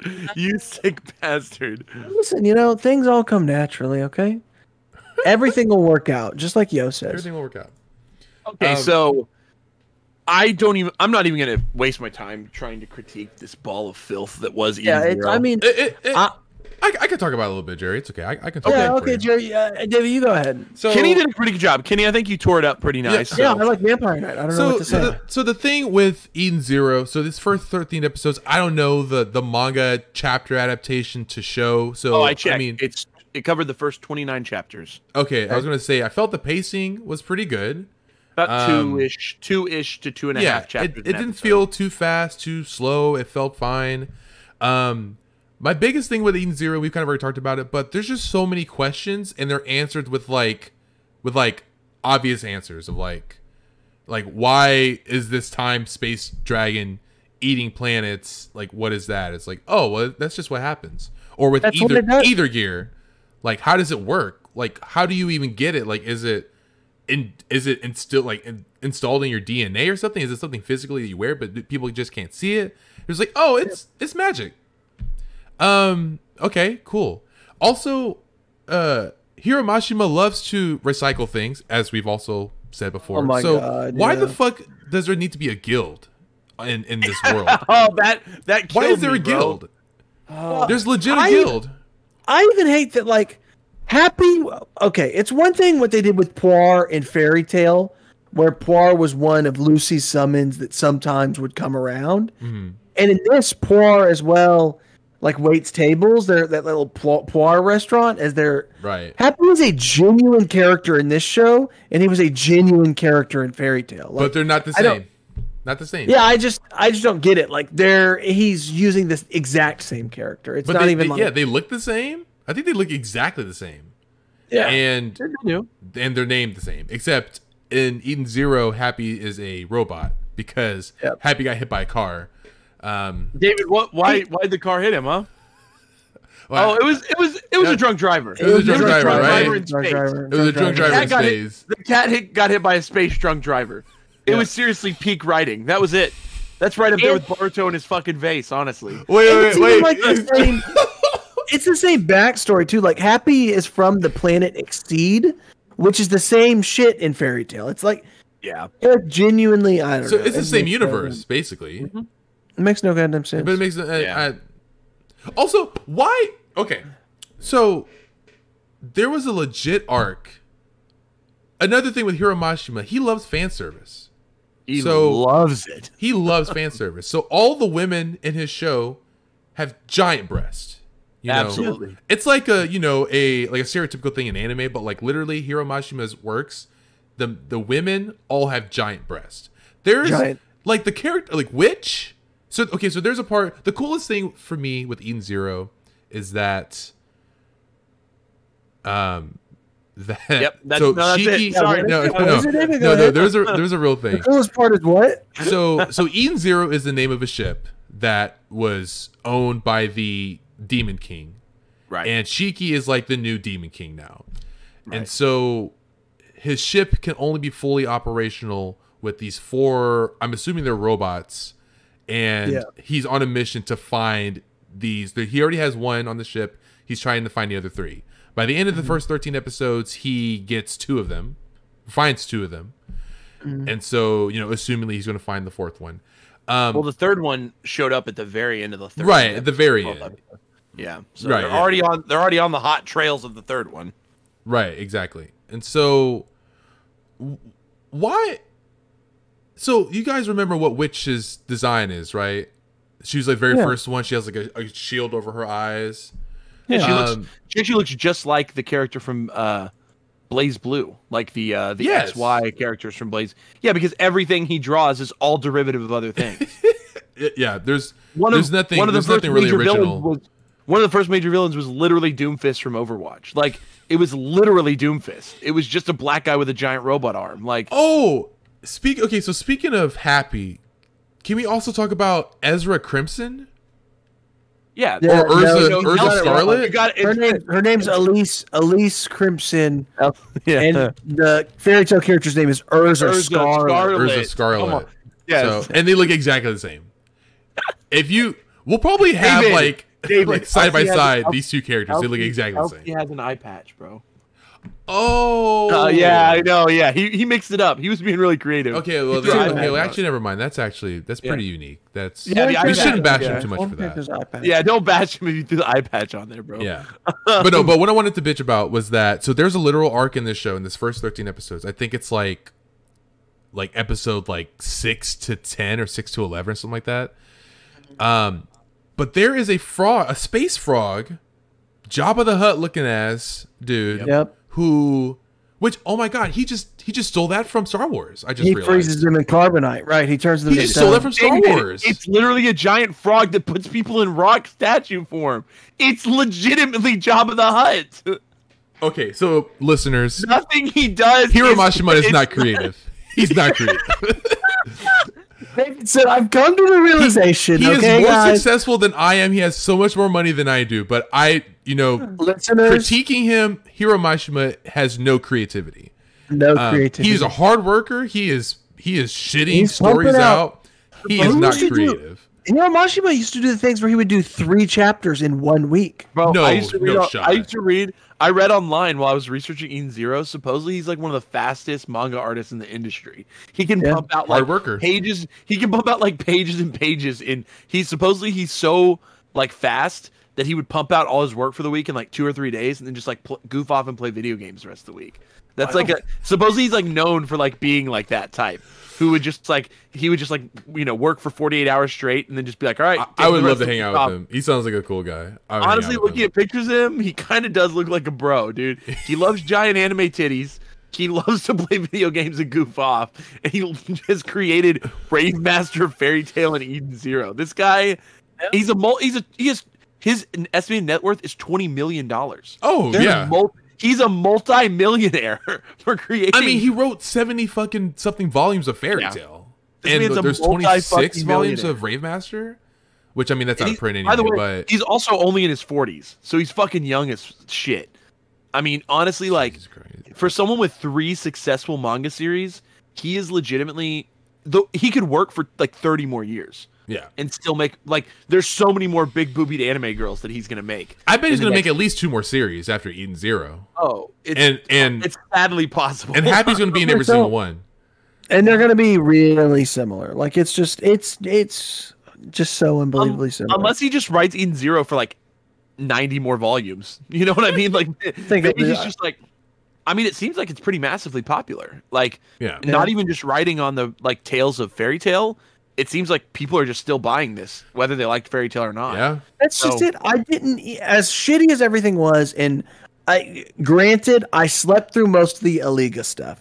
The stuff with Jabba the Hutt, I slept through Wait, almost wait, entirely. Wait, I gotta like say that part. I keep forgetting. So Oh, okay, what?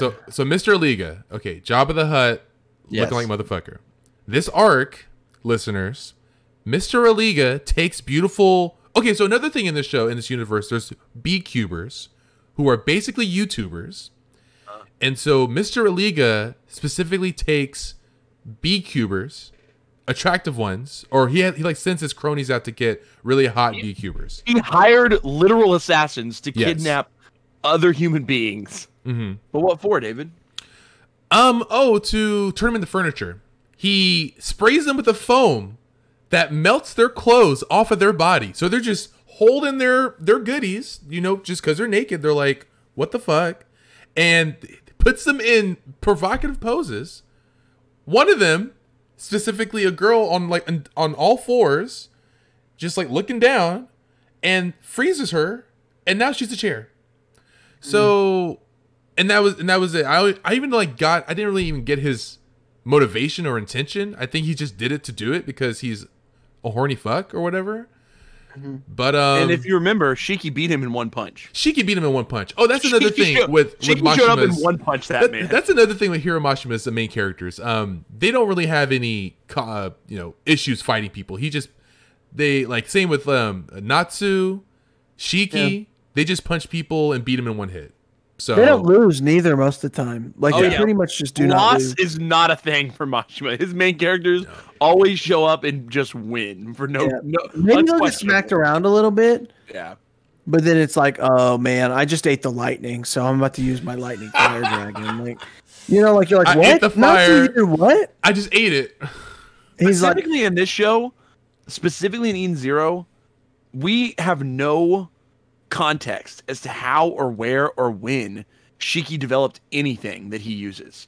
It is all just out of he literally pulls it out of his ass. Oh, no, Jerry, they did say it. He was trained when he was younger by the Demon King. Grandpa. Yeah. No, I mean, I know contextually it happened, but that's why? It. You know what I mean? Luffy, right? All of his attacks are named after guns.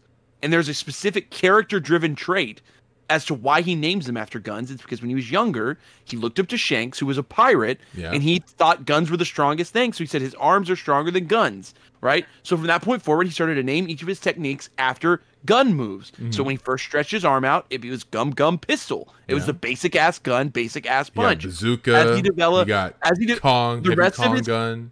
Techniques have in-story context. Yeah. He's had things happen to him that made him develop attacks. When did Shiki develop? You didn't like it when he just pulled out of his ass. Oh, I could turn my gravity into balls and shoot them like shotguns. Gravity bullets? You didn't like the gravity bullets? He just thought wait a minute. When Rebecca played video games, that's how he's such a good aimer now. That was the only time the gravity bullets randomly had a flashback that. I guess right before he did it. Right before he did it. The flashback must have happened at some point between Rebecca picking him up on the island and the moment in time we were having. So we should have seen it. Yeah, we've been with them. We were there. We've seen that whole story. When were they playing those video games? I don't know. I do not know. I'm so dead, bro. I'm so fucking dead on this. They both remembered it too. Oh, shoot. They're we're both whoa. If this was important, Mashima, and this happened while we were with the characters, show it to us long before the move is developed. Okay, don't flash back to it second he's using it. The same amount of time could have been where it just had its own scene, 4 episodes prior, and then he did it. There were so many moments earlier in the show where they were just hanging out. They literally went and got food together. There were moments like that to develop them as their partnership or not their friendship. Yeah.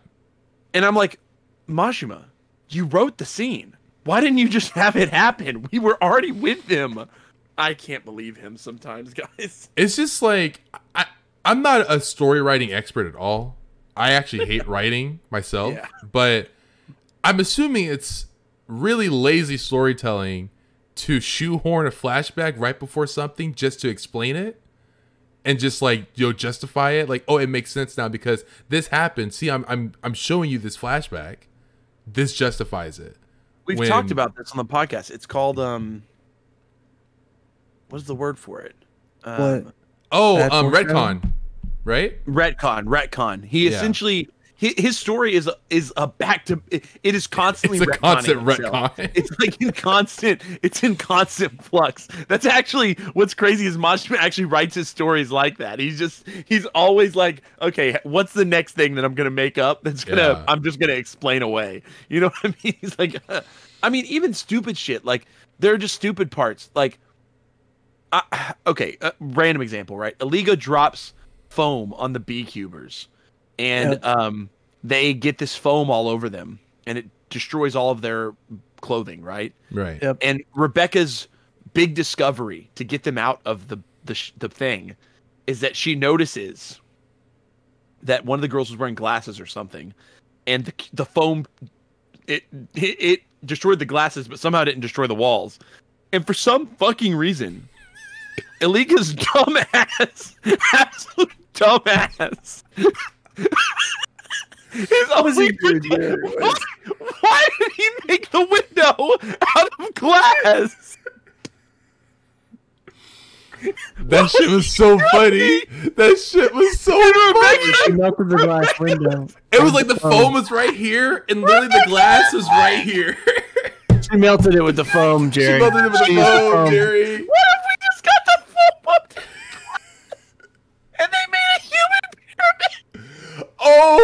Human yeah. pyramid, that was hilarious. The human pyramid. I was in and out at that part, bro. I was like, What the fuck was the...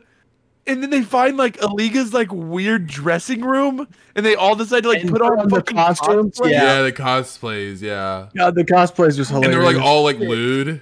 It's like, well, some of them were lewd, some are just Yeah, random. Rebecca's in like Oh, literally a they're bunny like- outfit. Yeah, they were like all very lewd for no reason, and I was like, "What Yeah. the fuck are you doing, hero?" It was He so. loves his fan service, Jerry. Here's where I've landed on this show. Yeah. If Tell us. if I can watch this show and think of it as a gag manga in the same vein as Gintama or Bobobo, right? If I can embrace Eden Zero as a gag manga, I hate to say it, but Shit's hilarious. I kind of It's laughed my hilarious. ass off more times than I'd like to admit. But what makes me angry is when he wants to be One Piece so bad. He really wants it to be funny and good. You know, he wants to be, Right. really wants that. Like you can feel it in his bones. Because every time you get one of those like aggressive, like the flashback where Happy died from the drunk driver. Oh my It was God. so Melodramatic. Yes, it was so melodramatic. It was absurd. Yeah. It was like Mashima wanted to create a genuine moment, something like comparable to things that have happened in One Piece Yeah, flashbacks. like One Piece right? flashbacks are always just like Right. This felt like Walmart, gut-wrenching. like Rebecca and Happy's drunk driver accident turned into a robot cat. Literally felt like Walmart brand One Piece flashback. Like that's what it was. Like he was like trying to give this like powerful flash. So if the series wants to be a shonen action, shonen battle series, that's fine. But it's not good at that. It's much better at being funny as fuck, which is fine. yeah. And so I'm kind of like, okay, if it's just funny, if it just wants to be funny, I'm kind of here for it because it was sometimes moderately entertaining when I was just laughing at it. Oh, for And, real? like the more absurd that it got, the more I was laughing, and I was like, "What am I watching?" Yeah, was like, I this learned is not to fun. take it seriously, like Yeah, that very was early, and then once I stopped taking it seriously, I was enjoying it because of just how ridiculous. Yeah, you're everything having a lot more was. fun then. Jerry, Yeah. I remember as a brief aside on other Mashima works, how far in Fairy Tale did you watch? I finally dropped it at episode 11. I watched 11 episodes. I think with no context whatsoever, we should go back and watch the Grand Magic Games arc of Fairy Tale, which I think is the best Fairy Tale arc. One, Fairy Tale almost requires no context, right? Yeah, They're all magic guys. They throw magic at each other. And the Grand Magic Games is just sort of this like weird, tropey, prototypical, almost like super amalgamation of what a shonen arc is. And it's so odd that it's interesting. And I think that's kind of what Mashima writes. It's what he does. It's like It's like so tropey that it's almost good. Like you're like, almost here whoa. for it. Yeah, Yeah. I can vibe a little bit. Yeah. this show just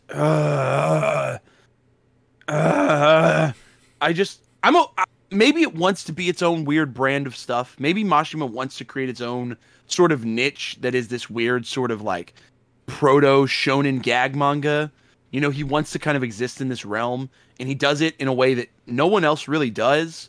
At the end of the day, like, no one is as weird as he is, you know, like it's like just on the line between like a shonen battle and a shonen gag manga, and he walks it so thinly that sometimes the battle stuff ends up feeling like a gag, and the gag stuff ends up feeling like a battle stuff. So it gets really confusing and discerning, and because of that, he just kind of lets topics and things just kind of come out of their air all the time, and you're just like, whoa, okay. But at the end of the day, and I got to give some credit to JC Staff. Was it JC Staff that did this one, right? Or JC Staff.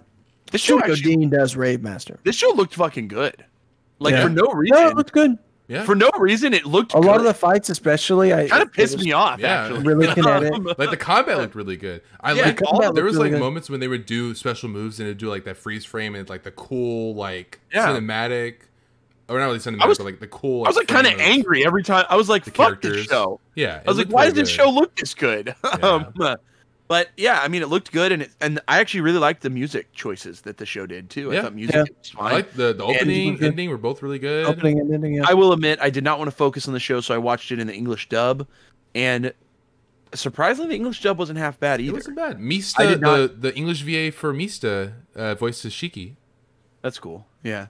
Kenny, did you watch Japanese or did you watch English? I watched in Japanese. Yeah. What did you think? Anything fun? Yeah, no issues with that. Nothing weird.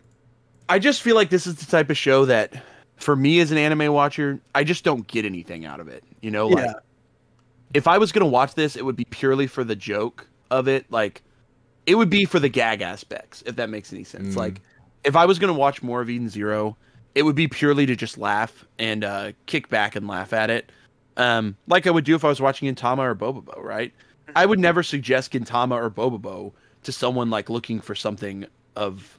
You know, those are gag mangas. That's what they're referred to as. Those of you that have never heard that term listening, a gag manga is created with the intention of just being funny. And if I can sit down and look at Eden Zero as just something that's funny, I can see myself maybe watching more.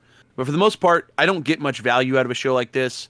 And I probably won't watch anymore after this, because I just found some of the storytelling to just be, even for a gag manga, just too weird, like just too offbeat. Like, I mean, a Chrono Dragon space thing that eats time, Chrono Page that you know, fucking Frogman that turns YouTubers into furniture. Like, I was just like, okay, Mashima, you're trying to be like quirky and creative, and it's just become derivative and goofy, you know.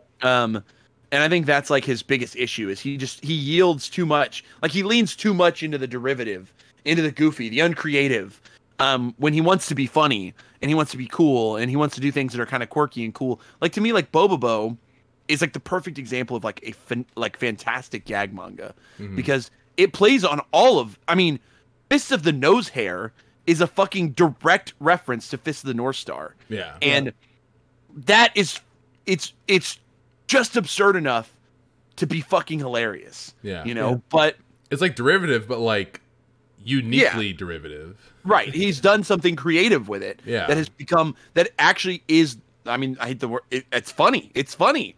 And I just think that Eden Zero doesn't know if it wants to be funny or not. It just constantly is like, am I making fun? Am I parodying Star Wars right now? Or am I just a shitty knockoff of Star Wars right now? You know, like, am I making a joke, or is the joke just how bad this is? And I think that's the question I had to keep asking myself. Like, am I actively trying to tell a joke, or am I just a joke? Like that, I don't know. And I don't know. And maybe that is the joke, and maybe that's why I'm on the outside of it. Yeah. But for all the people who enjoy Eden Zero, I hope that you get this. Like, I hope that you're understanding, or like working, you know, it's like One Piece, right? I think everybody understands what One Piece is doing. You know, when it's being funny, when it's creating characters, when it's doing this stuff, and it's being absurd. I mean, one of the crewmates is a fucking talking skeleton, right? The reason why we as a reader can accept that is because the world of One Piece is created in a way that joke always works. Brooke as a joke always works because it's been set up for chapters, a world building that occurred that allowed us as a reader to go, ha ha ha, that's fucking funny. He likes women's panties. There's jokes there, actual jokes, and we know we're not just laughing at how stupid it is. And that's how you build out a shonen series with comedy in it. Dragon Ball has done the same thing, right? Like, you know, the fucking transforming talking pig that is Oolong or whatever. He's funny because the context of the world has allowed that character to be a gag. And that's funny. Ryu in Shaman King from the show we were just talking about. His whole business is just incredibly comical because of the world he's been created and led through, right? The best place joke, his interactions, his setup. Shiki is not funny. He's just not. He's all about his friends. He's trying to make friends. He wants as many friends as he can make. Is that a joke or is that the joke? I don't know. I'm confused still. So no, that's just a recycled Hiro Mashima trope of. It's the fish out of water. Yeah. He just plays too hard into it because I can't tell. You know, he always does. Does he want me to be like sentimental with Shiki? Like, oh, he just wants friends. Does he want me to laugh? Like, haha, Shiki, you're just so like about the friends. You know? Does he want like I don't know what emotion he wants from me. I'm like, tell me, Mashima. Like, are you trying to elicit something or are you just being? And I think it's weird because I've heard so many people defend his storytelling and act like there is something. Not even act. They just don't care enough to like.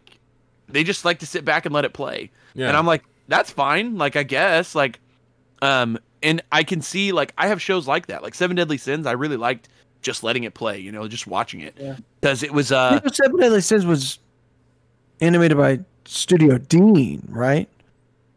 Notably known for doing an anime called Vampire Knight. No, you're not doing this twice, you sick bastard. You're not doing it. You can't get it He just did it. He just did it twice. You couldn't stop him. He already did it. I could stop it, but Chad, my friend, tag please. I will not watch any more of the show, and I didn't enjoy it, and I didn't get a kick out of it. I laughed, and that was about it. And Homura is awesome. That's all I'll say. Homura is my girl. Homura is my favorite character. Homura, best girl from Jerry. I don't know. Something about her joke worked for me. I thought her shtick was the funniest thing. I thought it was actually funny, and I liked that. I thought that she was funny. I thought that the delivery by the English VA was funny. I thought that obviously I love her design. I think she's actually. I don't think she's based off anyone else. She looked like it looks like she's kind of like Urza though, or really she's more like Juvia, who is in Fairy Tail, who's like in love with Gray. Remember? Yeah. I don't know who a Juvia is, dude. I've seen 11 episodes of that show. Maybe her name's Julia, and I don't know. Juvia Luxter. Okay, I had it right then. Yeah. She's in love with Gray, and Homura, but she doesn't look like her, but she's very tsundere. Like that's her personality. Okay, I was gonna say the design looks very different. Yeah. But I would say she's more designed like Urza is almost because she's a sword fighter. I mean, she does have a sword, but I just think her design, like overall, Homura's is like pretty original for the most part. Like the kimono with the break in the middle and the look of her swords and her ether gear are pretty cool. She kind of reminds me of like a character from what's that game called? Do you remember that game that's like got a bunch of like samurai girls in it? I think it's called. Do you guys remember this? Samurai Shodown? Samurai Shodown. No, I think it's Sinran Kagura. I think is what it was called. Okay. You guys remember that? It's like a bunch of girls with swords, like big booby anime girls with swords. I don't remember it. Well, it's like it's like a game. Okay. Yeah, it's like samurai girls with it's like booby girls with swords. Homura looks like if she was if Homura was a character in Sinran Kagura, it wouldn't surprise me. Like, you know what I mean? Like, that's the kind of aesthetic that I feel like Homura kind of accomplishes. But I loved her. I thought she was funny and cute. So I'm a fan of her. And that's it. That's the only thing I liked about Eden Zero. Homura. And she had some nice thighs, yo. Oh my god. Sheesh. They did good in there. Jeez. Okay, Machima. I think there was like fun, like, I don't know, Eden Zero, it's like I don't know how you can defend and say that it's like great or like it's funny. More than anything, it made me laugh. So I think it's very funny, even when it's probably not trying to be. And the fights were, as like simple and one-sided they were still pretty entertaining to watch just because of how well done the animation was. So it just sucks that I don't know, like the world that this is in, the universe that this is in is interesting, and so I want to see some more like actually unique, like nothing that is derivative or nothing that is just like pulling from Star Wars because it's in space is Eden Zero, or things pulling from Fairy Tail. I would like to see like hopefully the next arc being something unique, Right. Because the whole thing is like it's basically Space One Piece, as we've been saying, because Shiki in this spaceship is looking for Mother, who no one has found. Mother is somewhere in space, which is basically, you can equate it to One Piece.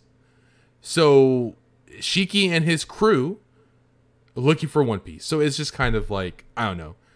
Shiki's riding the Eden Zero, attempting to gather crewmates and make it to the Mother. That's literally literally the story. Yeah. It's Space One Piece. It's Space One Piece. So, which is funny because, Jerry, I think you were the one that told me that Hiro Mashima's favorite manga is Berserk. It is. According to him, in an interview he did in like 2011, he said his favorite manga is Berserk. Which, So I don't know why he doesn't like pull anything from He said, Berserk. That's weird. Teach their own. Yeah. Teach their own. Kenny said, teach their own. I like Berserk, but I mean, I like Berserk. But yeah, yeah, so I think we all agree with Hero then. but yeah, I think I'm saying. gonna keep I'm just watching saying it. Hiro Mashima knows. He knows exactly what we like. We like boobies. We like fight scenes. He knows exactly how to write things that anime fans like, and always good, though. he likes good anime and manga. He knows what he's doing. I feel like at the end of the day, Maybe he's a genius. Maybe Hiro Mashima is a genius. You know, He maybe might be. I mean, he's a $20 million genius. That's for Listen, fucking sure. Hiro Mashima, me and Hiro Mashima both know that he was Femto all along. Okay, he was Femto all along. It's all along. He was Femto all along. Griffith was always Femto. Boy. Griffin That did do dude nothing was wrong. It was Femto all along. Did you say Griffith didn't do nothing wrong? Griffin No, did David. nothing wrong. David. It's Femto all along. Okay. God damn it. But Beside the point, I'm over Eden Zero.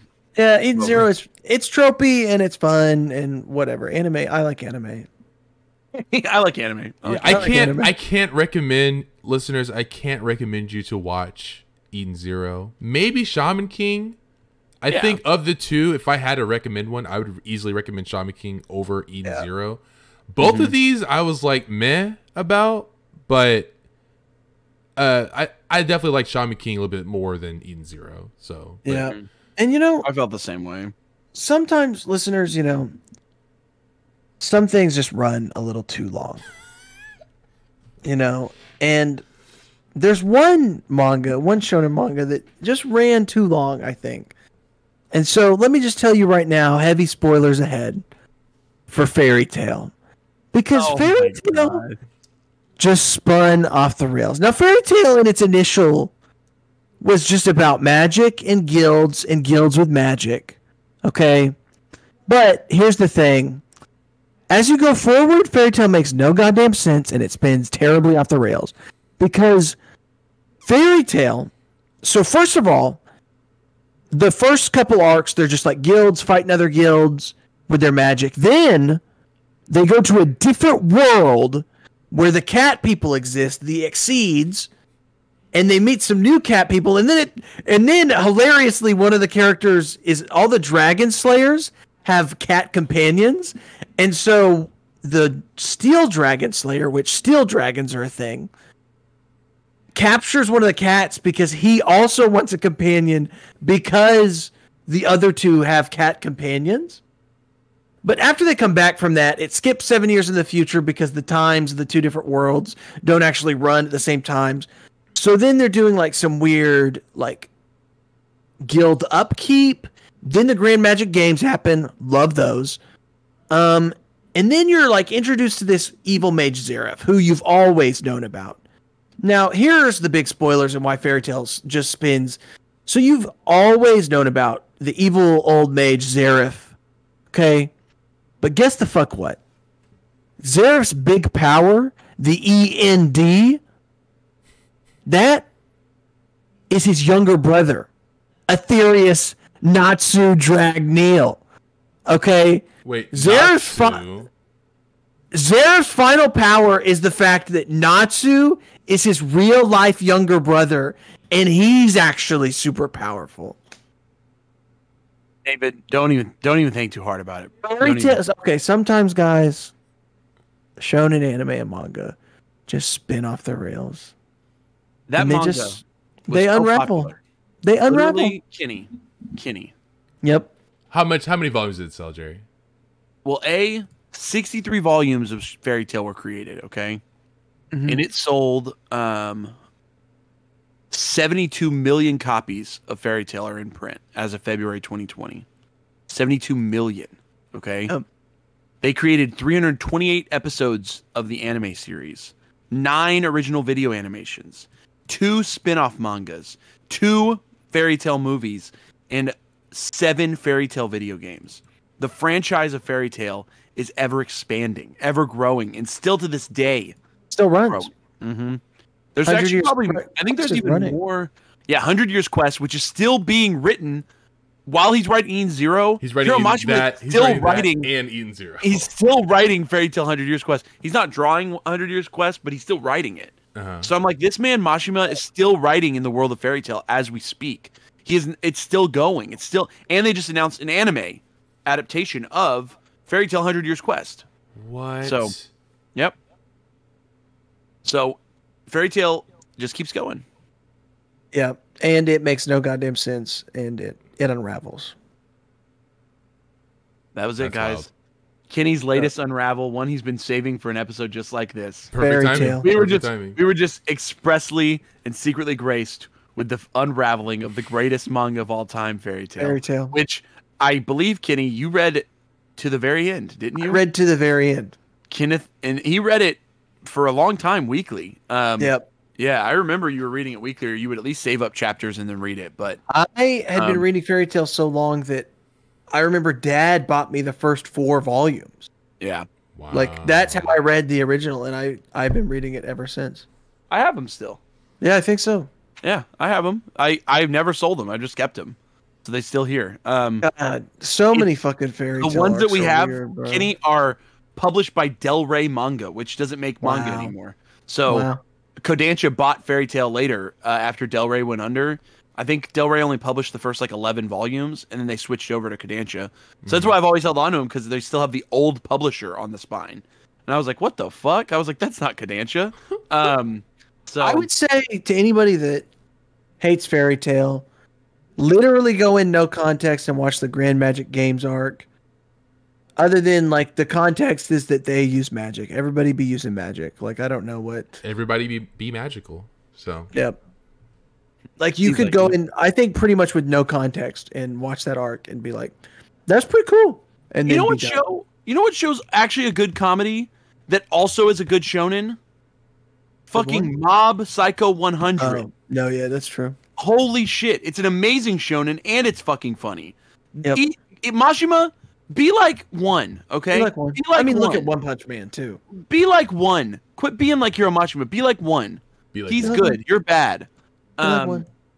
Although I bet one is probably worth millions of dollars now too. Now that I think about it, Now, I would think so. Yeah. he's got to be from between Come Mob on. Psycho and yeah, bro. um. People over here wear One Punch Man shirts. I don't know what to say. Yeah, I mean he's got to be worth a lot of money. Oh, holy shit! This oh no, sorry. This brought up Ichiro Oda's net worth. I was like, there's no way one's yeah. worth that. I tried to look up one net worth, and it brought up One Piece. One Piece. Yeah, yeah. Oh. No, Okay. I that can't makes find I can't find the manga author one's net worth. So But, yeah. whatever. All right. All right, Let's wrap well, this up, boys. Yep. Well, All we got. Eden Zero was whatever. Shaman King, I would suggest you at least give it a shot. Happy we got to do some news and stuff this week. Hopefully you guys enjoyed today's episode. If you did, if you were watching along on YouTube this whole time, make sure that you like and comment and subscribe and press that bell notification like David told you at the beginning, because that really helps us out here in the algorithm, helps the video to kind of, move up, stuff like that. Also, you may have noticed, if you've been to our actual YouTube channel or page recently, we have some beautiful artwork that is now our AVI and banner on our YouTube channel, as well as over on all of our social media channels. We have to give a huge shout out to one of our previous guests, Miss Pan Without a Plan. Pan, she is the one that we were able to work with to get all that beautiful new artwork made. It was really incredibly impressively done, and we got to give a big shout out to her. So if you guys can, make sure to go over, give her some love if you're listening here. If you've listened, go listen to the episode she did with us where we interviewed her. We had a blast talking to her. Definitely go check that one out if you haven't already. But for real, big shout out to you, Pan, for helping us with our artwork. We're going to be updating some more of the graphics in the coming weeks for the show. Just try to be fun, trying to have some fun with it. We're kind of moved into season 2, what we're calling kind of season 2, which really means year 2 of the show. So that's kind of the way we're going to pace it moving forward. But really excited to be just continuing to chat anime with those of you that are listening out there. We have a lot of fun stuff planned for the rest of this year. David and I have already kind of mapped out the next couple weeks, so you're going to be seeing some good stuff coming from us, including obviously in a couple weeks from now, the fall anime first impressions, one of our favorite episodes to do. 13 brand new anime series, our first impressions of the very first episode. That's coming right on the horizon, early, probably mid-October is when that will happen, after quite a few of the shows have released on the many streaming platforms. And remember, we always like to go legal. We always tell you guys on our socials what we're watching, so you can watch along with us before the episode airs, and then you can watch all of us, our first thoughts on the first episode of 13 brand new series. So awesome. Thank you guys so much for supporting the Uncensored Anime Podcast. We're very grateful to you guys. In addition to doing all the like, comment, subscribing on YouTube, make sure you jump over to Spotify, jump over to Apple Podcasts, give us a thumbs up, give us a follow, give us a 5-star review, do all that stuff, all of that stuff over on the audio platforms. It also helps us to grow over on those channels as well. And on that note, guys, this has been another great episode of the Uncensored Anime Podcast, and we are saying, as usual, peace.